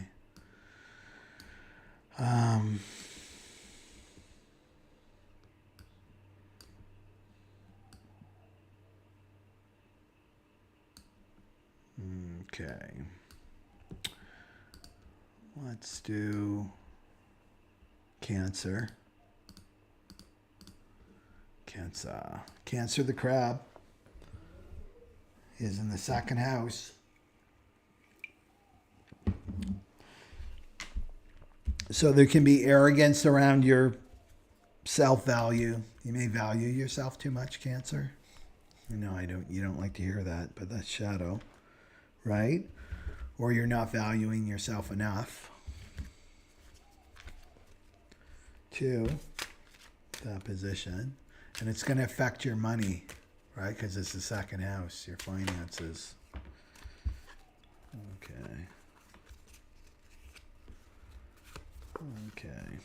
Okay, we'll take these 2. And then we'll go.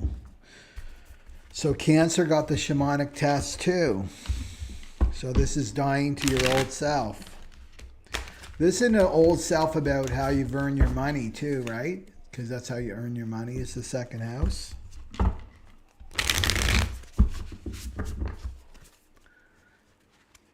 And it's stuck. Stuck. So feeling stuck in the second house. So around your, money, how you earn your money. And this is a refusal to grow up, right? Why we're stuck with this card. And it's identifying with something you've experienced as a child. Around your self-value, around your money. Maybe your parents weren't prosperous. Maybe they always had money problems. And so this can make you controlling with that card. Let's see what else is here. But it's showing you got to change, right? And that Cancer, that arrogance, that shadow of arrogance does not want you changing because it's about listening to the ego. You're perfect. You don't need to change. Everybody else is the problem, not you.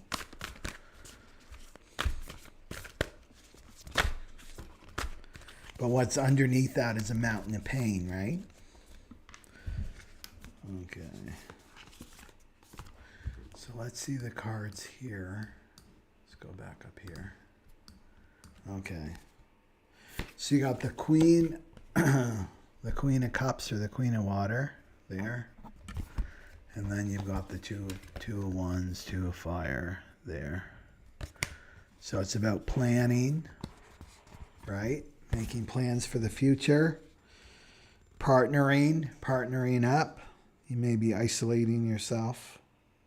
And progressing. It's about looking into the future, right? This new moon for you, Cancer, in your second house. And looking at ways to earn money in a different way. What you truly value. And what this arrogance is keeping you from moving forward. That's what I see here with the Two of Fire and the stuckness. Yeah. So staying withdrawn or controlling, trying to control. And what you're trying to control is this pain, right? From your childhood. Yeah. So this old self dying. And the Queen of Water is all about love, love, love, love, and giving, right? So the Queen of Water, the Queen of Cups in the tarot deck is the most love, right? The most love is that tarot card. So it's about giving more of yourself and loving more.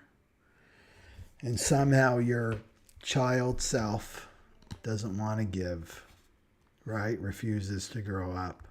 The thing with children, if we don't do our inner child work, our relationships can become taking, like giving to take, you know? Because the child can, if you're not doing your inner child work, the child is running your show. Even though you may look like an adult and do adult things, emotionally you're still a child, right? And so the child can be, if the child doesn't get her needs met as, when she was a child, she's going to start, she'll want to get those needs met by another person, like your relationships, right? And this can make you more into a taker than a giver. And even if like, no, what are you talking about, Michael? I give so much, I go to the agenda. Why am I giving so much? Do I expect something back from that person? Right? This is the giving to take. Am I expecting something back from that person? The tit for tat. Well, I gave them so much and they gave me so little. Right? And the thing with this, what we end up doing is we end up giving to the wrong people when you're giving from your child. Because the child wants to heal. So you end up it's like, I'm going to give to that person that reminds me of my mother or my father, who they're usually emotionally unavailable, like your parents were emotionally unavailable and couldn't give back to you, right? So it just repeats this trauma, and then you stay stuck. You stay stuck. So that's what, and there's a shamanic test, right? So past lives where you didn't nurture yourself, you didn't take care of yourself, right? This is what you have to die to now. Don't be looking to other people to take care of you emotionally, you know? And start giving, like really giving to yourself first with the Queen of Water. It's all about self-love, and then you can really give to other people. Yeah. And then it's saying to partner with another person too. Let's see what the gift is here for Cancer.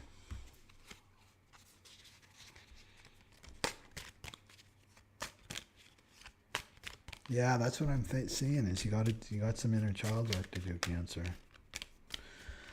And any money problems are going to show you that where there's not a flow, things aren't flowing to you. It's because you got some work to do.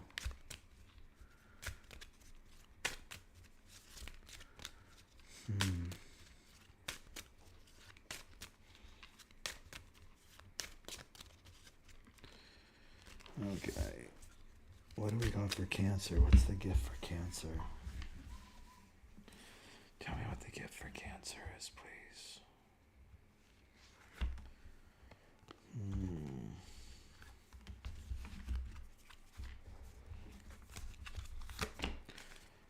Okay.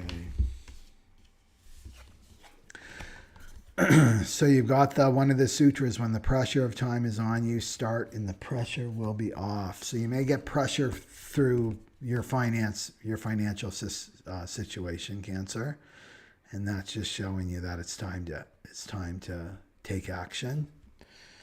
And it's around partnering with people, right? And you can't partner with people when you're in that shadow of arrogance, right? Okay. And then the other card you got too for a solution is to use your strategy. So it depends on your human design type. If you're a generator, a manifesting generator, it's about responding to life with a yes or no. If you're a projector, waiting for an invitation to partner. And then if you're a manifester, it's about initiating, receiving a divine inspiration, and then initiate, and then reflector, you wait the moon cycle. Yeah. That's what I'm seeing is the childhood stuff, is to get out of this stuckness, right? So if you're stuck, if the external world seems stuck, like things aren't flowing or moving like they used to, then there's something inside you that's stuck, and that's your emotional body. And Cancers know this, right? They're ruled by the moon, which is the emotions. Yeah. Yeah. And you'll get called, like you'll get pummeled, especially with the shamanic test here. Pummeled if you're trying to control. If you're trying to control other people, control yourself, or withdrawing and isolating, you're going to get pummeled. Because the universe wants you to heal, wants you to move out of that. Because the Queen of Water, I mean, that's Cancer, right? Queen of Water is all loving. Cancers are so loving. They're loving people. But they got to start giving to themselves, not expecting other people to give and heal them. Okay, that's what I see for Cancer. There's no savior, right? You're your own savior. Okay.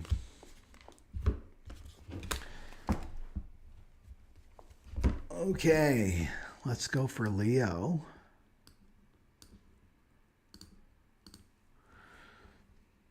Leo the Lion in the first house, the shadow of arrogance. So this could be, right, because the first house is like you could be the embodiment of the shadow of arrogance. But in Happy Birthday, Leos, that like check out if you've got the 31 here in the Sun position yourself. That's shadow that you've had to deal with, right? If it's in the sun position, it's like a lifelong work for you. So making sure this is how you show up in the world, it's your ego identity. So what I would say with Leo is just to, right, the gift is of humility. This could be showing you that you're being called this new moon cycle too to become a leader in some area of your life. You're being called to be a leader. But also to be open, right? To be open to see any blind spots, because that's what arrogance is. It's blind spots in your life where you think you have it all together and you know it all. There's nothing left to learn. Your life will show you. Life will show you where you could be arrogant. Okay, what's the card for Leo? Yeah, what's the card for Leo? Yeah. Oh. So you got projection with the first house. Projection. So there's a projection of arrogance. So this is projecting your shadow. So the arrogance is inside you. The shadow frequency of arrogance is inside you, and you're projecting it outward. So take note, especially this new moon cycle. You can even do the work now. Like, why not, eh? Is look at who you're calling arrogant. Is there someone in your life that you're experiencing as arrogant? That's too many cards. Because it's clouding your perception. Right? You spot it, you got it. That's how shadow work works.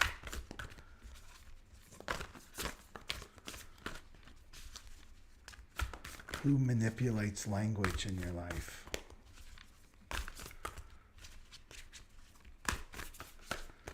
Well, you could even use the collective too, right?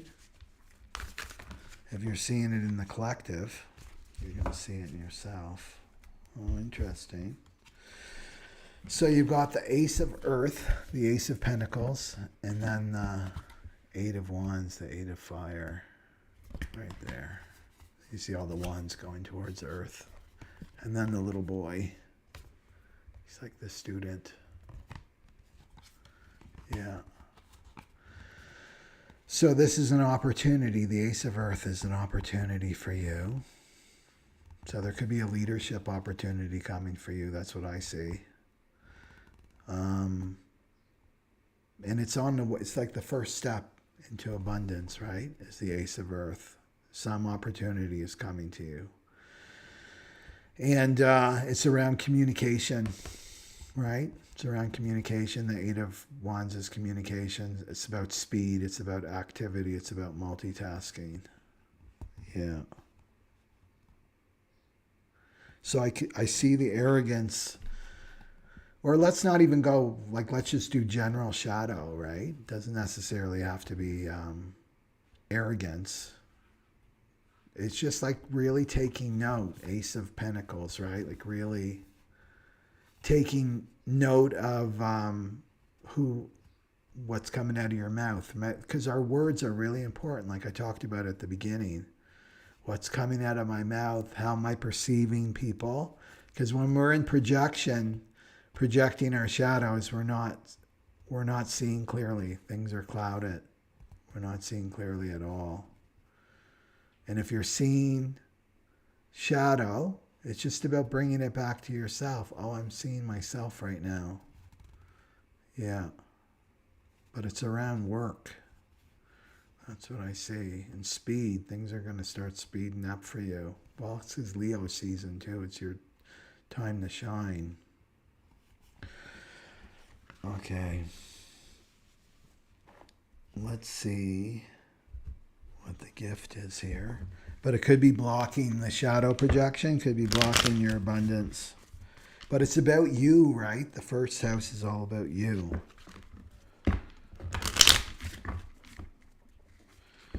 So you could be a busy bee.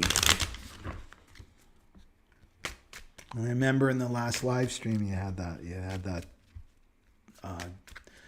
death of your old habits, your old ways of, you know, your daily habits and how you work. That's changing. So this is just really echoing that again. Things could be happening very, very fast. Yeah. So you don't want to be projecting shadow and negativity, because there could be this wonderful opportunity coming towards you, but you're projecting a shadow on it and thinking it's bad. It's not good for you. You know? You want to check that out. You'll know. Your intuition will let you know if it's right for you or not, that opportunity. Okay. So some kind of communication is coming in, right? With this Ace of Earth, that's what it is too, right? There's an offer, right? Because usually it's a coin coming from the sky. It's an offer, like some kind of offer is coming to you very, very quickly. And to be aware of not projecting, overlaying something that's inside you that you have no idea, because shadows we repress, we judge, we stuff down, and then we put it on that other person. So there could be this wonderful offer coming in, and then you're projecting, well, they're deceptive, or they're being manipulative, they're being arrogant, right? Manipulating me. Where that could not necessarily be true at all. You're just projecting the shadow, right? And that's what Wormtongue wants, the ego. Ego wants you isolated, doesn't want you bringing in that offer, Leo. Not accepting that wonderful offer, right? That's like, this is fast. That's what I'm saying. It's fast communication. So just to be aware of that, of projecting any shadow. And you know, in human design, if your authority is emotions, the solar plexus down here, if that's your authority, if that's colored in, here's a hot tip. To get your chart, go to jovianarchive.com, get your free chart. And in this center right here off to the right, the solar plexus, if it's colored in, that means immediately it's your authority, right? And what does that mean? Give yourself time, Leo, right? So Leo, if you have an emotional authority, just give yourself time. You don't need to be projecting onto that other person. It's the other person or an offer that's coming in. Just to take your time. What's the gift here? What's the gift for Leo? Okay, I want that. Okay.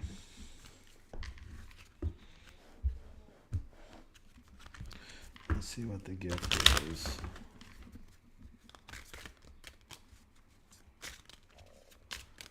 So no projection.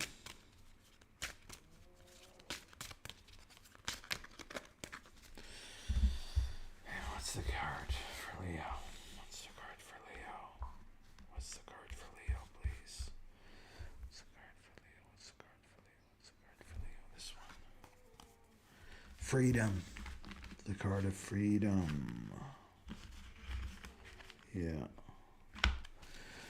So that's what it's saying to me, that this offer is providing freedom for you. Right? That sense of freedom. Freeing you from something. Probably some financial burdens too, because it's the Ace of Earth. Yeah. Right?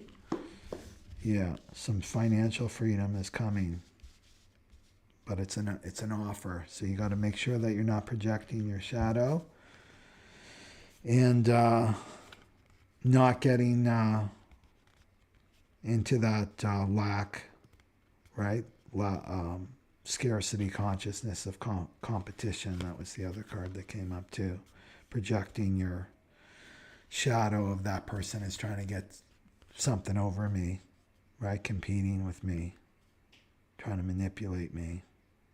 Yeah. That's what I would say there. But freedom, that looks good. That looks really good for freedom. So new moon in Leo looks good for the Leos. As long as you're not so quick, you know, because we've got Saturn in that 49. If we're not reactionary, don't get reactionary.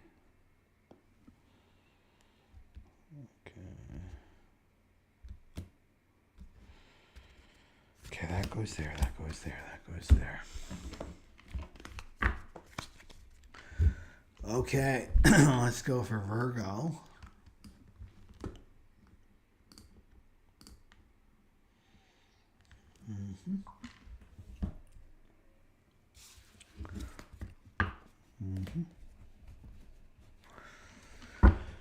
So Virgo is happening in the 12th house, the shadow of arrogance. So this is going to go way back to your past lives. And it's an ending of your relationship with arrogance. So the shadow of arrogance is I got it all together. Right? I'm not changing. I'm not changing for anybody. Ooh, look at that one. Just jumped out there.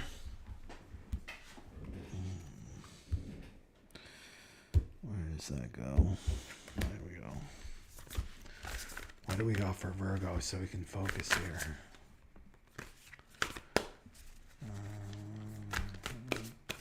It's also your relationship with your spirituality. Could be addictions too.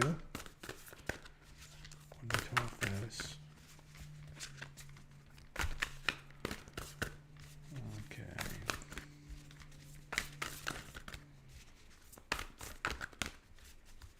Shadows are tricksters.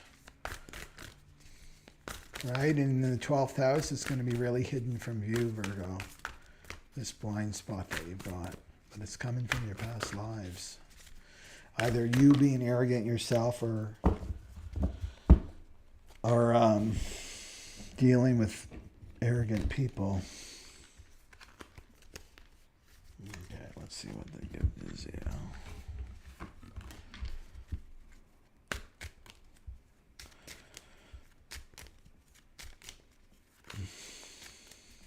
So you got the 11th. It's the 8 in the traditional tarot deck, but that's the Leo card. Okay, that one right here. That one for Virgo. Oh, that fits with the 12th house. So you got the completion card. You got the completion card and you've got the Leo card. This is the Leo. Like I said, it's usually 8 in the traditional deck, but you can see her with the lion, the angel with the lion. Yeah. So this is perseverance. It's giving you the strength. My sense is your relationship with people who have been quite arrogant in the past. Just not really open to you, right? To your guidance. Because the Virgos are like the fixers, you know? They like to fix. They're problem solvers, right? Virgos. They're analytical. They're analytical. So this is telling me that you're done. You're coming to the end of this cycle. You know, with the 12th house, and you've got it's just using that inner strength, right? That's the Leo card, and your perseverance and courage. Yeah. To keep your heart open. That's what I see too. Takes courage to walk around the planet with an open heart, you know? It's not encouraged in our world. Like I said, we put on this emotional armor to protect ourselves, you know? Takes a lot of courage. Okay, let's see what the other card is. So it could be the end of an addiction or addiction to people. Too. Let's see what other. Why some karmic? The 12th house is all about your karma too. So completing some karmic relationships with this arrogant people.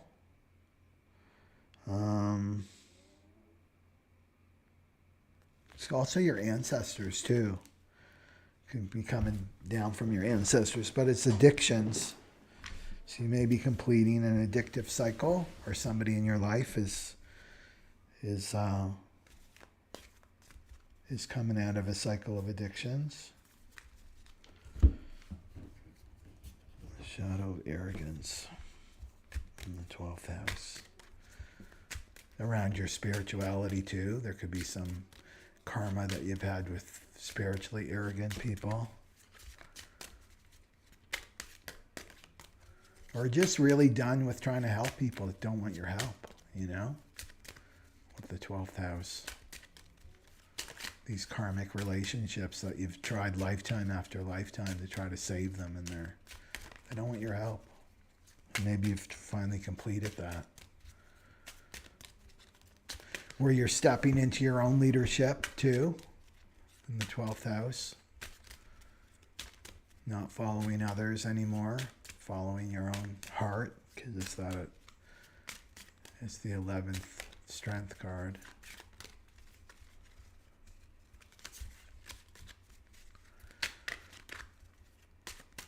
Not getting suckered by the words of others, manipulation of others. Maybe, yeah, that could be a past life pattern for you. So what's the card for Virgo here? Authenticity. My favorite card, authenticity. Yeah. So this is about being yourself, having the courage to be yourself. Oh.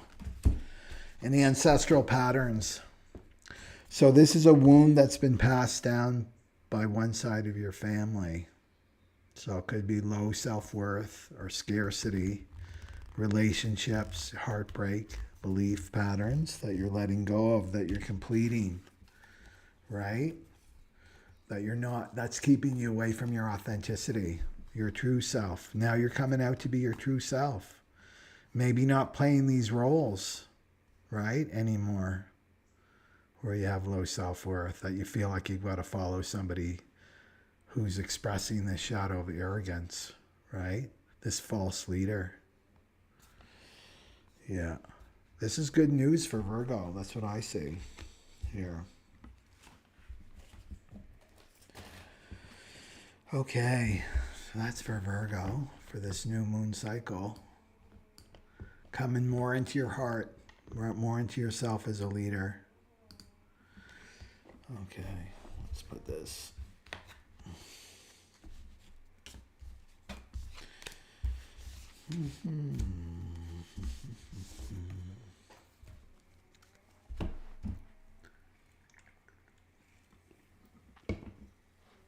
Okay, where's Libra? Libra's in the 11th house, so that's your friendships. The shadow of arrogance in your friendship, your social circles. Yeah.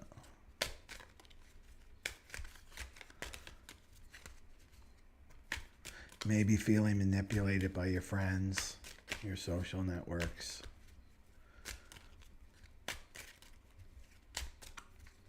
It's all about following the false leaders, right?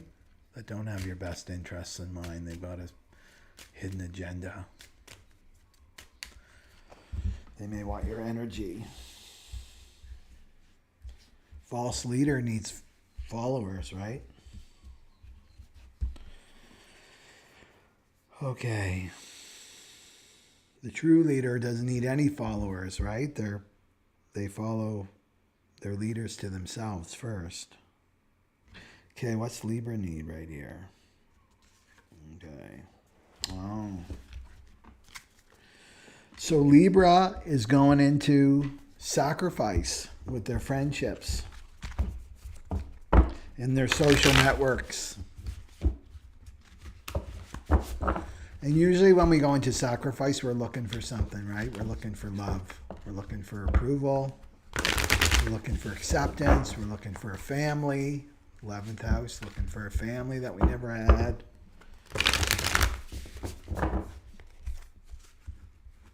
I'm gonna watch that. And being manipulated, letting yourself be manipulated into sacrifice, going into sacrifice for your friendships and social circle, or some humanitarian cause you're involved in. Trying to rescue people, right? It's doing God's job too, trying to be the rescuer, the savior, the knight in shining armor, the hero.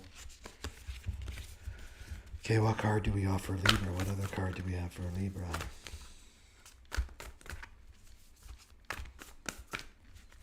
So with these people, if you're feeling that in your social circles, it's like, I don't know, I always get caught up in these things for this particular friend or my social group that I belong to, this group I belong to. I'm always doing tons of volunteer work.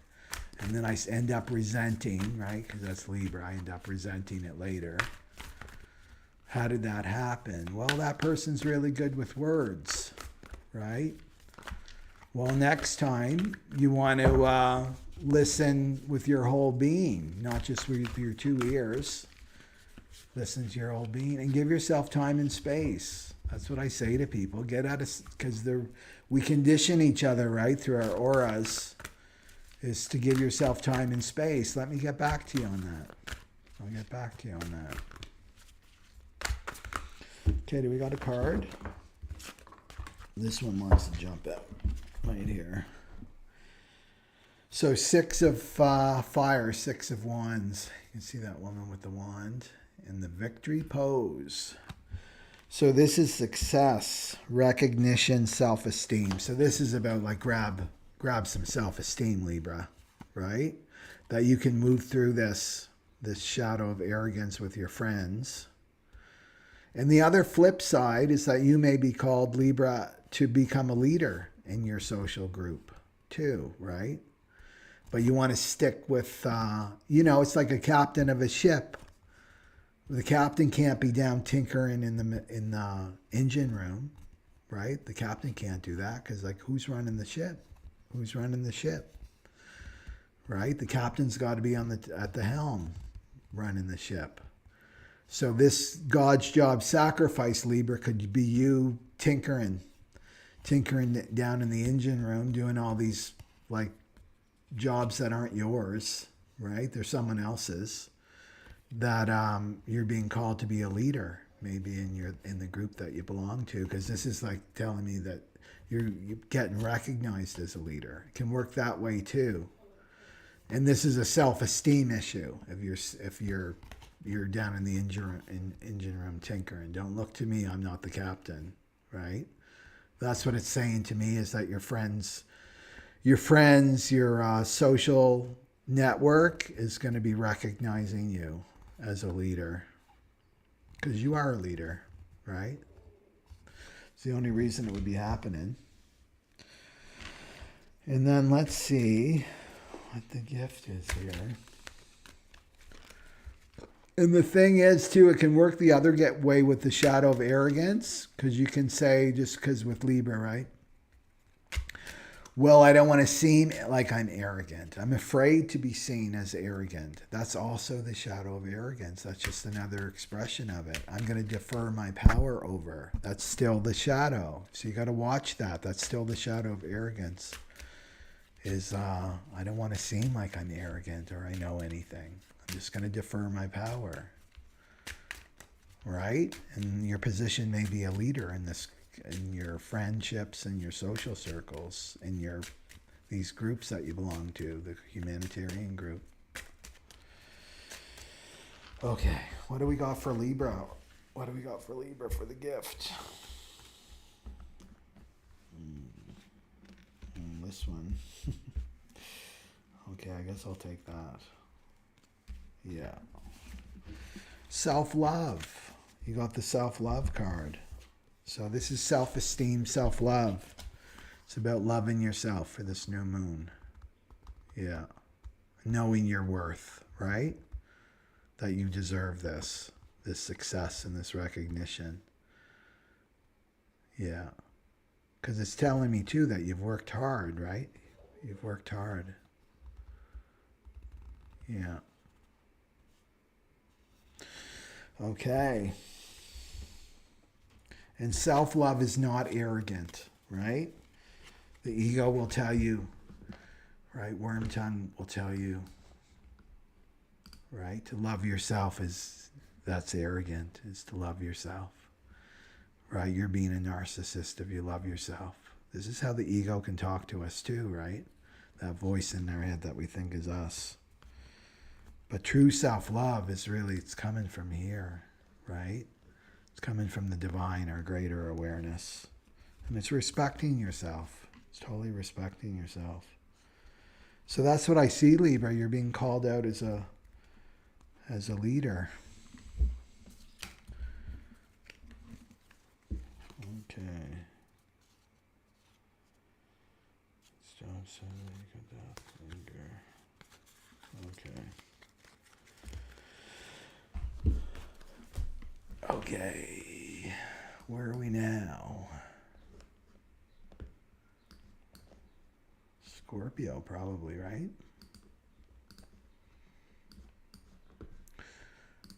The Scorpions. The Scorpions. Scorpio is going to be in the 10th. 12, 11, 10. Arrogance. The shadow of arrogance in your 10th house. So you may be seeing that shadow expressed through your boss or supervisor. You may have some arrogance around your soul purpose, because the 10th house is your soul purpose. A father figure, somebody who has a father figure in your life, Scorpio. The government, the 10th house can be the government too. We know that they're arrogant.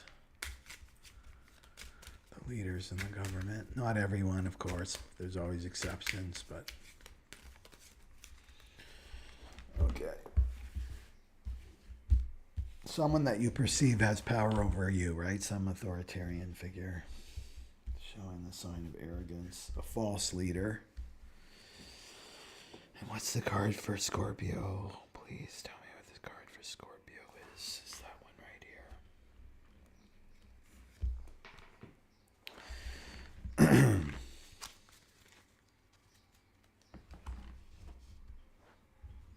So it looks like you're in a lesson with 10th house matters. So you're either unlearning something or learning something about this arrogance. To me, it's about becoming your own leader, Scorpio. So you're unlearning what you've learned about what a leader is. You know, a leader should always look like they got it together, even if they don't. A leader should always look like they're prosperous, even though they've got 2 pennies in their pocket, you know? That's the ego's version of leadership, is take no accountability. You're perfect. This is arrogance. You got it all together. They don't know what they're talking about. And maybe you've learned this, right, through your own father or somebody who's played that role in your life and you've deferred your power over. Here. The thing now where our emotions are becoming so intense that we can't deny them anymore. And so anger is really going to serve you, Scorpio. Anger will show you something.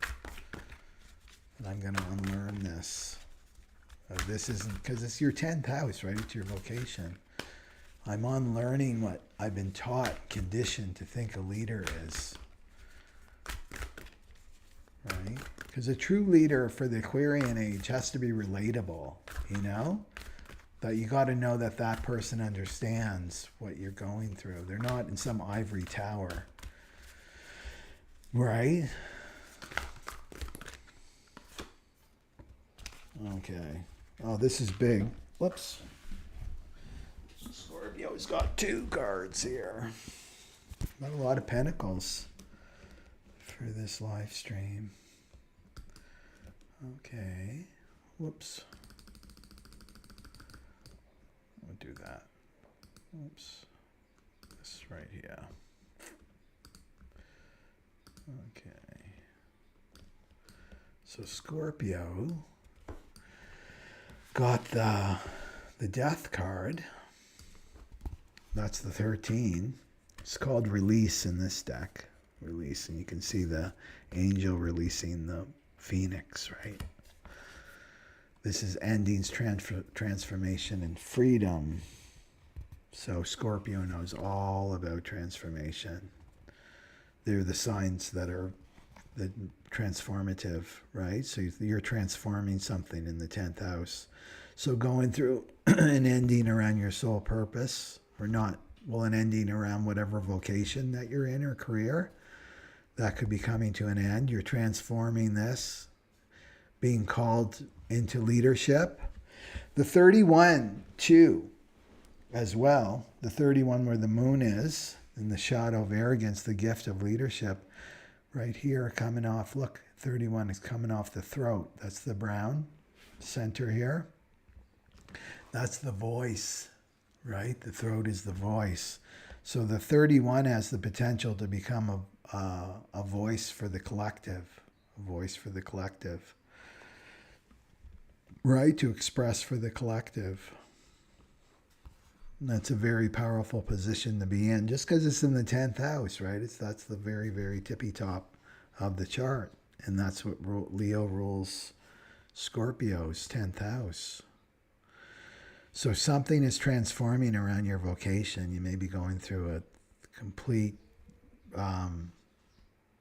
transformation of your career. But it's bringing you freedom. So there's something's dying, something's ending with this 10th house. And then you've got the Knight of Earth, or the Knight of Pentacles. And that's about getting organized, getting your material material world organized, becoming responsible, just doing the work, being supportive. So this new moon is,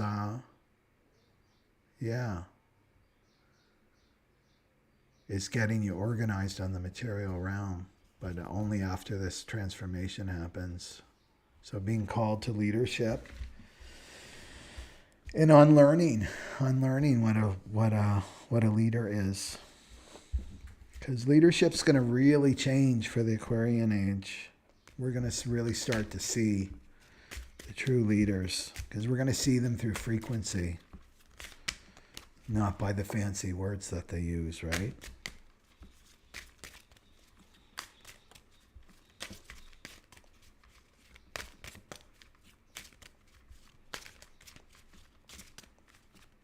And it's about being vulnerable too. The true leaders have to be vulnerable. There's strength in vulnerability. Okay, what's the card for Scorpio? What's the card for Scorpio, please? What's this card for Scorpio? Is it that one? I think it's that one. Self-love again. Libra got that. So it's about loving yourself. It's about loving yourself through this transformation, you know? Not seeing it as a failure, right? When things end, relationships end, place of living ends. You know, everything in the phenomenal world has a beginning and an end. To love yourself through this transformation and this ending. And know that something good is coming, right? With this Knight of Earth, the Knight of Pentacles. Yeah. So it's saying to take care of yourself, right? Knight of Earth. Take care of your material. And that's loving yourself. Supporting yourself, right? It's about supporting yourself materially. Yeah. Yeah, that's what I see. You're being called out. Like Libra, into leadership, but as a vocation out in the public, right? You're being called out. Something's transforming, like big time for you. Okay. And let's go for Sagittarius. Sagittarius. It's happening in the 9th house, right? This one. Where's Sagittarius? I like to see it. There we go. Yeah, the 9th house. So, I mean, that's your, like the traditional house placement. Sagittarius rules the 9th house anyway. So the shadow of arrogance there. So this could be a religion. So it could be like some kind of teaching that you're following, some spiritual teaching, where you're seeing maybe spiritual arrogance. Our way is the way, right? Our God's the best God, the only God. Okay.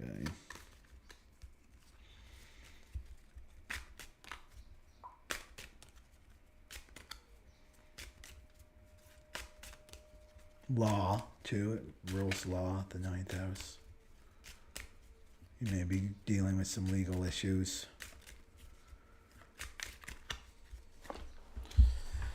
What's the Sagittarius? Yeah.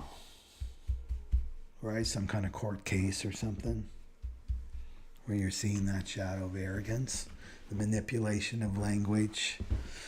You know, lawyers are so good at that. The loopholes and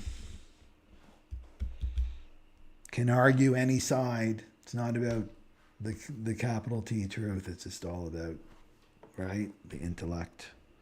That's arrogance, manipulating language.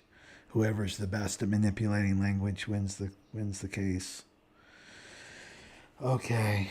You may be feeling victimized by that, right? In the legal system, Sagittarius. Okay, what's the card for Sagittarius here? Conflict, power struggle. So some kind of power struggle in the legal system for you, Sagittarius.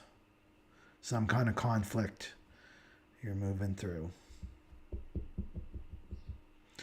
So this is really an excuse, right? With conflict is, let me see, right? The ego, that voice in your head that you think is you, the ego, that we call him worm tongue on this channel, is loves conflict. This is his food, right? He loves conflict. He loves power struggles. And if there's no conflict, he's going to get it. He's going to try to create conflict, either through you or through other people. So what do? You stop listening to him. Right? You stop listening to him and you take the high road, right? You take the high road. And that means to drop the script of conflict. It's like just give it to the divine. Do what you can, but don't worry and fret about it and lose sleep over it, you know? Just let it go and give it to the divine and move forward. Because the thing with conflict, why Wormtongue loves conflict, it keeps you from your soul purpose. It keeps you from stepping forward into your soul purpose and into your true identity, right? The vastness, the awareness of who you are, right? You're no longer under Wormtongue's control. You expand. So like I said before, like treat this as I'm just having an experience. This is just my human experience that I'm going through, right? I'm not going to let it hold me back, right? Because the power struggle is really a power struggle with the divine, right? Am I going to move forward on my journey? Am I going to expand? Am I going to grow and evolve? Or am I going to be held back in this little petty little power struggle? No matter what you're telling yourself, whatever Wormtongue's telling you, how big this is, and I've got to win, and it's not fair. I have to win. I need justice, right? Sagittarians can get very self-righteous in that regard, right? Don't listen to that. You're just having a human experience, and you want to take the high road. You want to grow through this experience and not sink to this level, right? And that's the shadow of arrogance. You want to be the leader. The leader puts their chin out, right? The leader takes it on, whatever it is, because they know who they are. The leader knows who she or he is, you know? You can fall back on virtue, right? That's the other, right here, of the 7, right? That's the gift is virtue. Yeah, virtue and leadership, guidance. This is the true leader right here. So don't be sinking, right? Don't be sinking to Wormtongue's level, feeding him. You want to starve him. And the way you starve him is take the high road, right? Take the high road. You're just going through a human experience. With this 9th house, I'm seeing court case, right? Or you have some kind of conflict with higher education, if you're in university or college or something. Some kind of legal matter. Okay, what's the card for Sagittarius? What's the card for Sagittarius here? Oh, it's too many.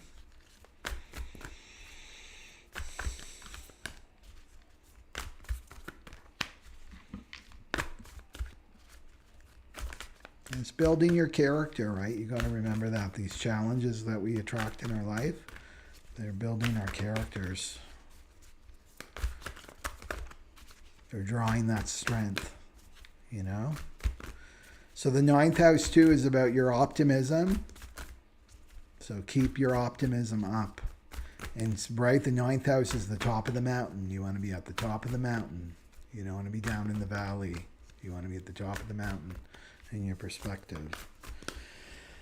Okay, do we have a card for Sagittarius? It's way too much. You know what? I'll take this one. Maybe these two. Wow, we're getting lots of Earth cards. That makes sense because, you know, the North Node is in Taurus. Taurus is all about money and the material and our bodies. Yeah. Okay, so you've got the 6 of water, or the 6 of cups. Yeah, so this is telling me that this conflict and power struggle that you're going through goes back to your childhood. And the 6 of cups can also be soulmate, right? So some kind of soulmate connection. So past life connection. Yeah. And also your childhood experiences. Your childhood experiences could be an echo of that, what you're going through. So showing you've attracted, remember, we're evolving through the emotional body, so you've attracted this experience, but it's really to get to the emotional content, not get into the details, because Wormtongue's the ego will want you focused on, well, this is unfair, and they're doing this, and they're doing that, all the minutiae. It's like, stay out of that completely. Take the mountain view, and that's to go to the emotional content. What emotions are coming up for me? It feels unfair. I feel like this is wrong, and right, it's all your childhood stuff. And then you feel it. Bring your awareness to your heart chakra, and then you feel that, the sadness, the grief, the anger, the fear, all of that. And then you've got the 4 of Earth, or the 4 of Pentacles, and this is about control. So let go of control. This is clinging on to power struggle and conflict, because you want to go, what's under this conflict? Why am I so I can't let go of this conflict and this power struggle, and it's keeping me up at night? What's under it? Well, the 6 of Cups is going to be around your childhood, something about your childhood. It's reminding you of some stuck emotions from your childhood. Yeah. That's what I would look at. Let's look at the gift here. Let's look at the gift for Sagittarius.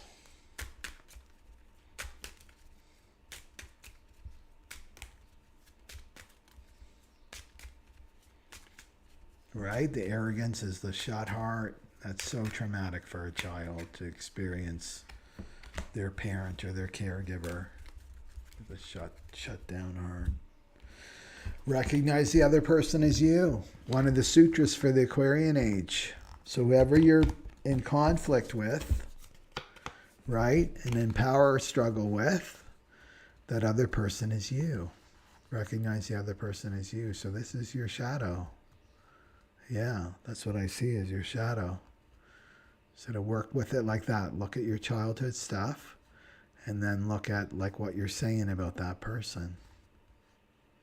They're being greedy. This is unfair. They want more. They're getting more than they deserve. They don't deserve this. Whatever you're saying, you bring it back to you, and you're doing the same thing somewhere in your life, right? Else it wouldn't get in. This is how you get out of the power struggle. And commit. I'm going to commit. I'm moving forward. I'm moving out of this power struggle. I'm moving out of this conflict. Because all it's doing is holding me back, right? For this new moon in Leo. Yeah. Because the thing with, with childhood work is people forget. They think, they listen to Worm Tongue, the ego, like, just repress that, right? That was your childhood. That's done. We don't have to go back there. It was all good, right? Repress, repress, repress. Meanwhile, you can't repress your emotions. They're releasing for the Aquarian age. Is that we forget the good stuff, too. Like we think we're protecting ourselves. The ego is protecting us by burying the bad memories, because this is about memories, but it's also repressing the good memories. There's good things that happen to us in our childhood too, that we don't want to remember, because we don't want to remember the bad stuff, but the good stuff comes too. Yeah. So let it go, control of this power struggle. Let it be. You're just having a human experience. Okay. And let's go for, where are we at now? Capricorn, getting close. The old Capricorns. The old goats. Oh, Capricorn's got it. Got it. A serious spot, eh? 12, 11, 10, 9, 8. Capricorn's got the shadow of arrogance in the 8th house. So, this is about other people. It's other people. So somebody that's got the purse strings over you. It's got some kind of control in terms of your money, right? So that you're seen as arrogant. They're being arrogant, right? Arrogance is a lack of compassion, Arrogant people, they don't understand, or if you were somebody born with a silver spoon in your mouth, they don't understand what it's like to scrounge and scrape for money and for to eat and pay your rent and things like that. So there could be some of that happening. There could be arrogance around an inheritance, right?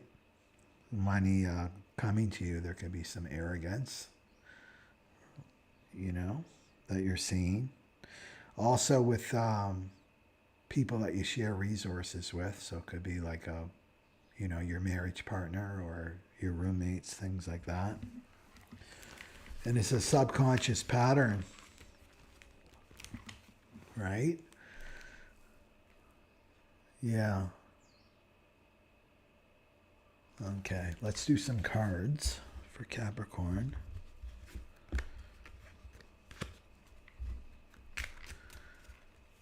The arrogance. Just being very manipulative, right? 8th house is like other people that have some kind of power, because it's power too. The 8th house is power, some power over you. And it's around money.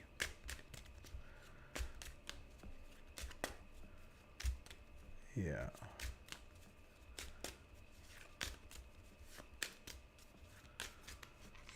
Okay, what's the card for Capricorn?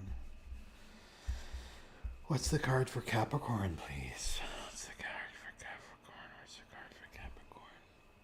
This one right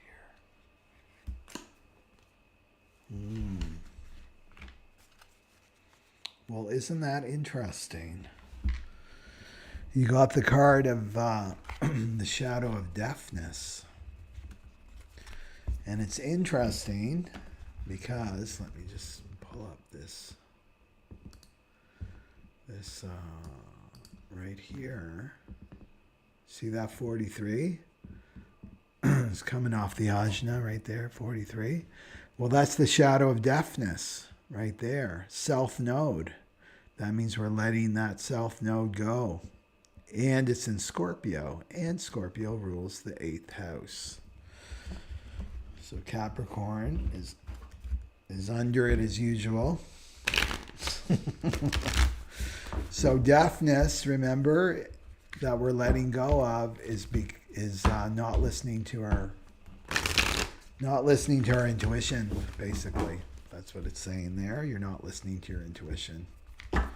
You're getting caught up in some kind of power. It's a power struggle too, with this 8th house. Probably draining you, keeping you up at night, worrying about money, and dealing with this shadow of arrogance. So if you see the air, and it's a subconscious pattern, right?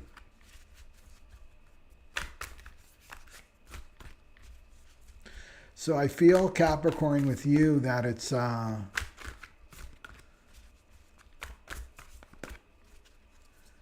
the thumb on your head. That's what I feel. Like the divine's got their thumb on your head, so that you surrender. Time is about surrendering to the divine. You know that money is not your savior. Capricorns can get very materialistic, right, and think that if they only just had more money, they would be safe, they would be secure, and very controlling, right, Capricorns. So this is about surrendering to the divine. Okay, do we have a card for Capricorn here? Okay, I'll take 2. Okay. Oh, interesting.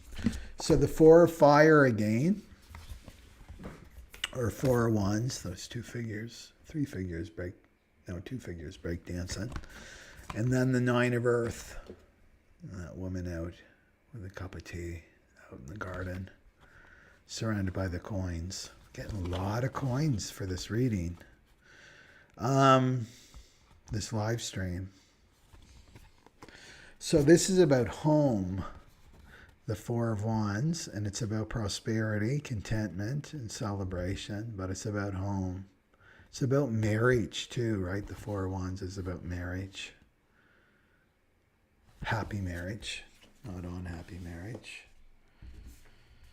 And then the 9 of earth, the 9 of pentacles. This is about self-reliance, which is the opposite of the 8th house, which is the 2nd house.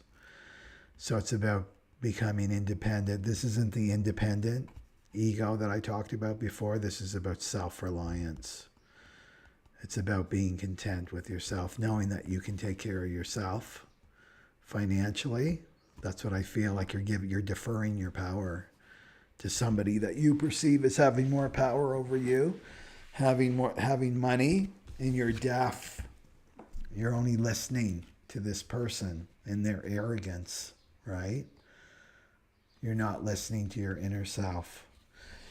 You're not listening to your intuition that's telling you, right? Maybe you got another marriage partner, right? That you're deaf to, that you refuse to look at, right? Maybe you don't want to take care of yourself, right?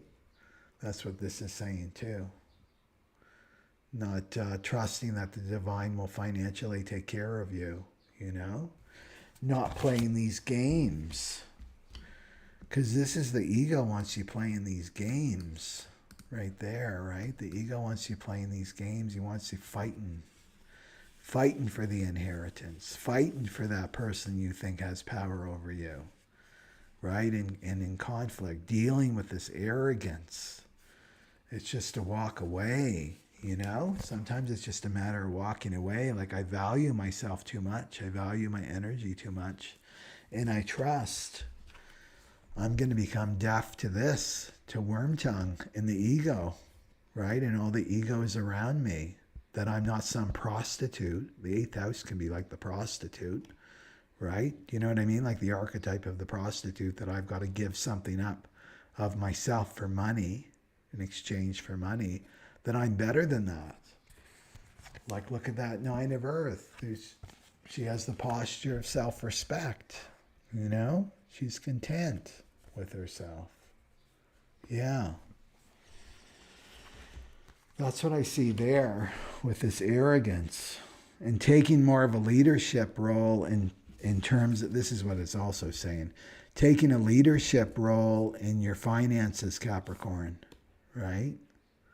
Like really stepping up to that. Like, just to know without a doubt that I can take care of myself financially.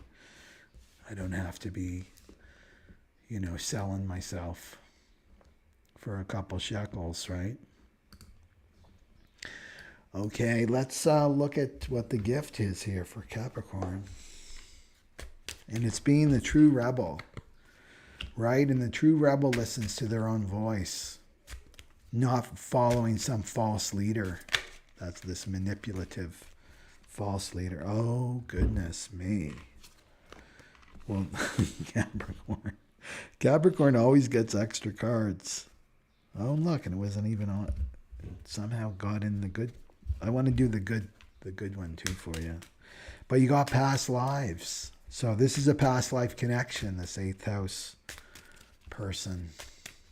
This person you perceive as having financial control over you. He or she's from your past life. Okay. And what do we have? We've got, there's a way through every block. There's a way through every block. And that's one of the sutras for the Aquarian age. Yeah. Yeah. The other thing too is, because we want to go to the emotions, right? That, because this is the eighth house of power, Capricorn, right? Power. This feeling of powerlessness. And this is coming from your past life. The feeling of powerlessness, like I've got no power, especially around my finances, that I'm dependent on another person, you know? That you're letting this go, this past life dynamic. Because the eighth house rules past lives too. And maybe it's been following you for many, many past lives. But now your soul wants you to learn, right? To be self-reliant, right? And that means to not rely on worm tongue. Worm tongue's going to give you so many bad ideas, right? He's not a good business coach at all, right? He's not at all. What's going to give you good advice is your soul, right? So it's listening to your own inner voice. That's what the 43, that's about deafness is the shadow, but the gift is breakthrough. It's called breakthrough. So this is about allowing yourself to have an insight.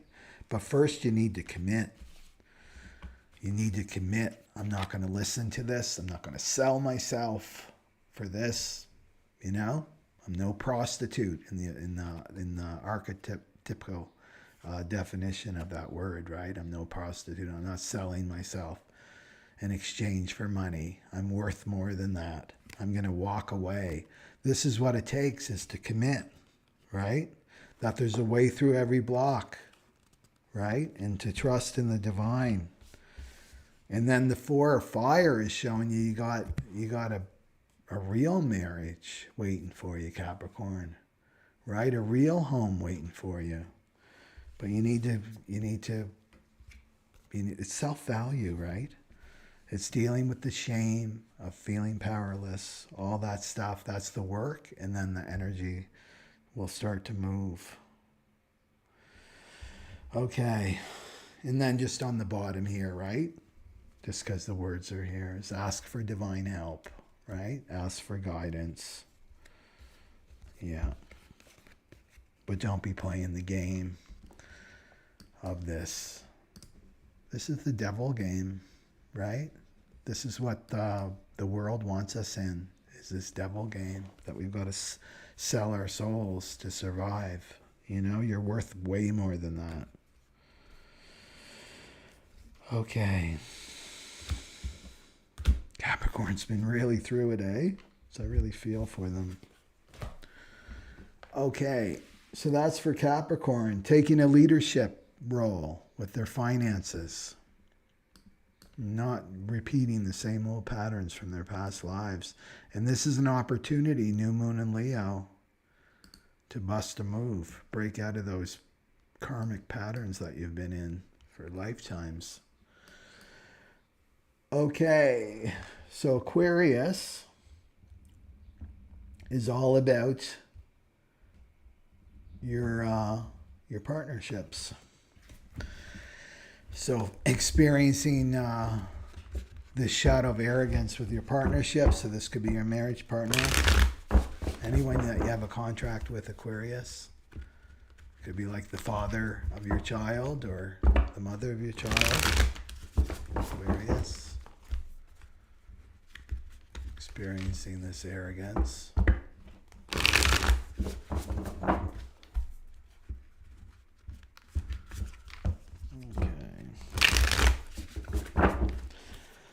Let's see what we got for Aquarius, sun, rising, or moon.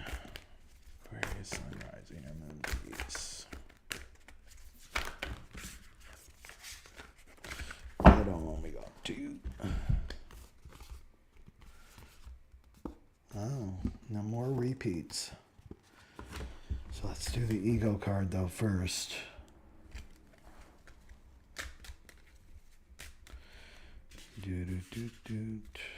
So you're being called to stand up, Aquarius, to your partner.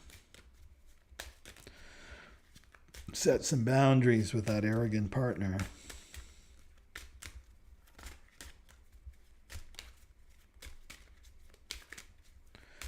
We got a lot of coins, a lot of earth energy in this. Well, Uranus is in there too. Okay. There we go. Shame. And failure. Okay, so you got the Seven of Wands. We got before in another reading. Forget which one. It might have been Cancer. So challenge, determination, resistance. He's kind of like God. He's up on the higher ground, ready to fight. This is positive fighting. This isn't ego fighting. This is defending yourself, right? Setting boundaries. And then the Knight of Earth, the Knight of Pentacles, getting organized with your finances, getting responsible with your finances. Yeah. So this is standing up around finances with your partner. Maybe your partner's spending too much money, right? Or not giving enough money. There's some kind of inequality happening here. And then you got shame and failure there for Aquarius with his arrogance.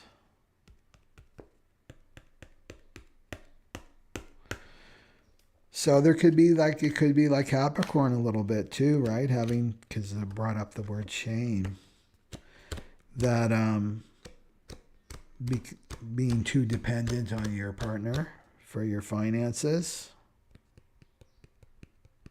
It's a tricky one with marriage, isn't it? In partnership. It's always second chakra issues why people break up. You know? Second chakra is money and sex. Yeah, why they break up. Because that's what we merge, right? Through the second chakra is about the longing to belong. So I don't know. It could be this new moon in Leo could be saying that you got to reinvent your relationship. Your relationship has to change, right? The give and take has to be equal. Or you could be leaving. You could be leaving this relationship too. Or starting a new relationship. Yeah. But there's shame that you've got to deal with here and failure. Shame and failure. So there could be, just because it's the night of Earth, it could be failure around money. Maybe you don't feel like you're earning enough, or not being a good supporter, not being a good partner. And maybe you do need to rely on your partner a little more than usual, you know? And you're not used to that. Sometimes that will happen, right? Where the partner ends up, this happened with my grandparents. My grandfather was like fiercely independent, didn't it, right? The independent ego to a T. And then at the end of his life, he had didn't need anybody, right? And then at the end of his life, he was so dependent on my grandmother, right? And it's like the universe forced him to humble. That's the arrogance, right? To humble himself. But humility can bring up these feelings, right? Because the ego sees, Aquarius, the ego sees being humble. This is worm tongue, the ego sees being humble as being humiliated. And they're completely different, right? Humility and humiliation are two different things, right? It's humiliation to the ego. It's to humble yourself to the divine. So you may be being called to do this. You might have some financial blockages happening, right? That could be happening too. Let's see what's up for...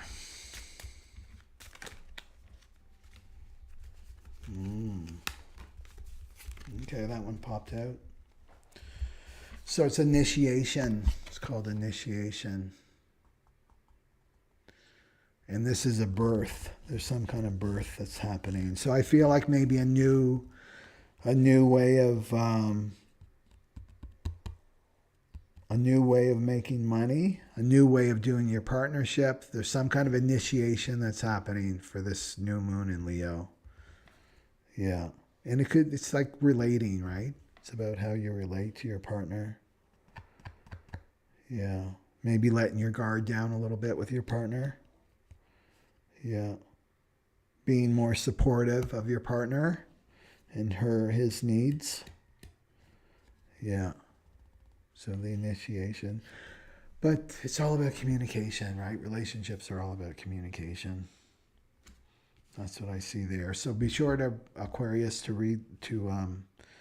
watch The Collective too.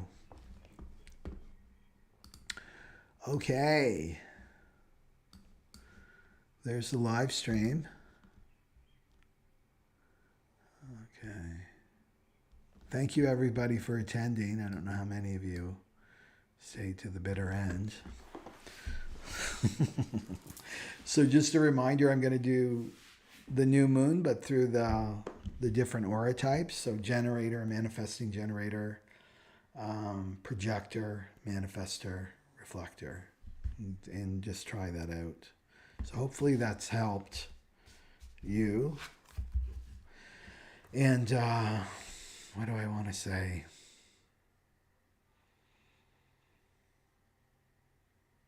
I guess it's really time to be yourself. Like, to really trust that. And to be yourself is to love yourself and to respect yourself. And you don't have to play these games, like these Piscean games of, like, losing all your self-respect and your self-value, for money. Don't do that. Know that you're the co-creator, right?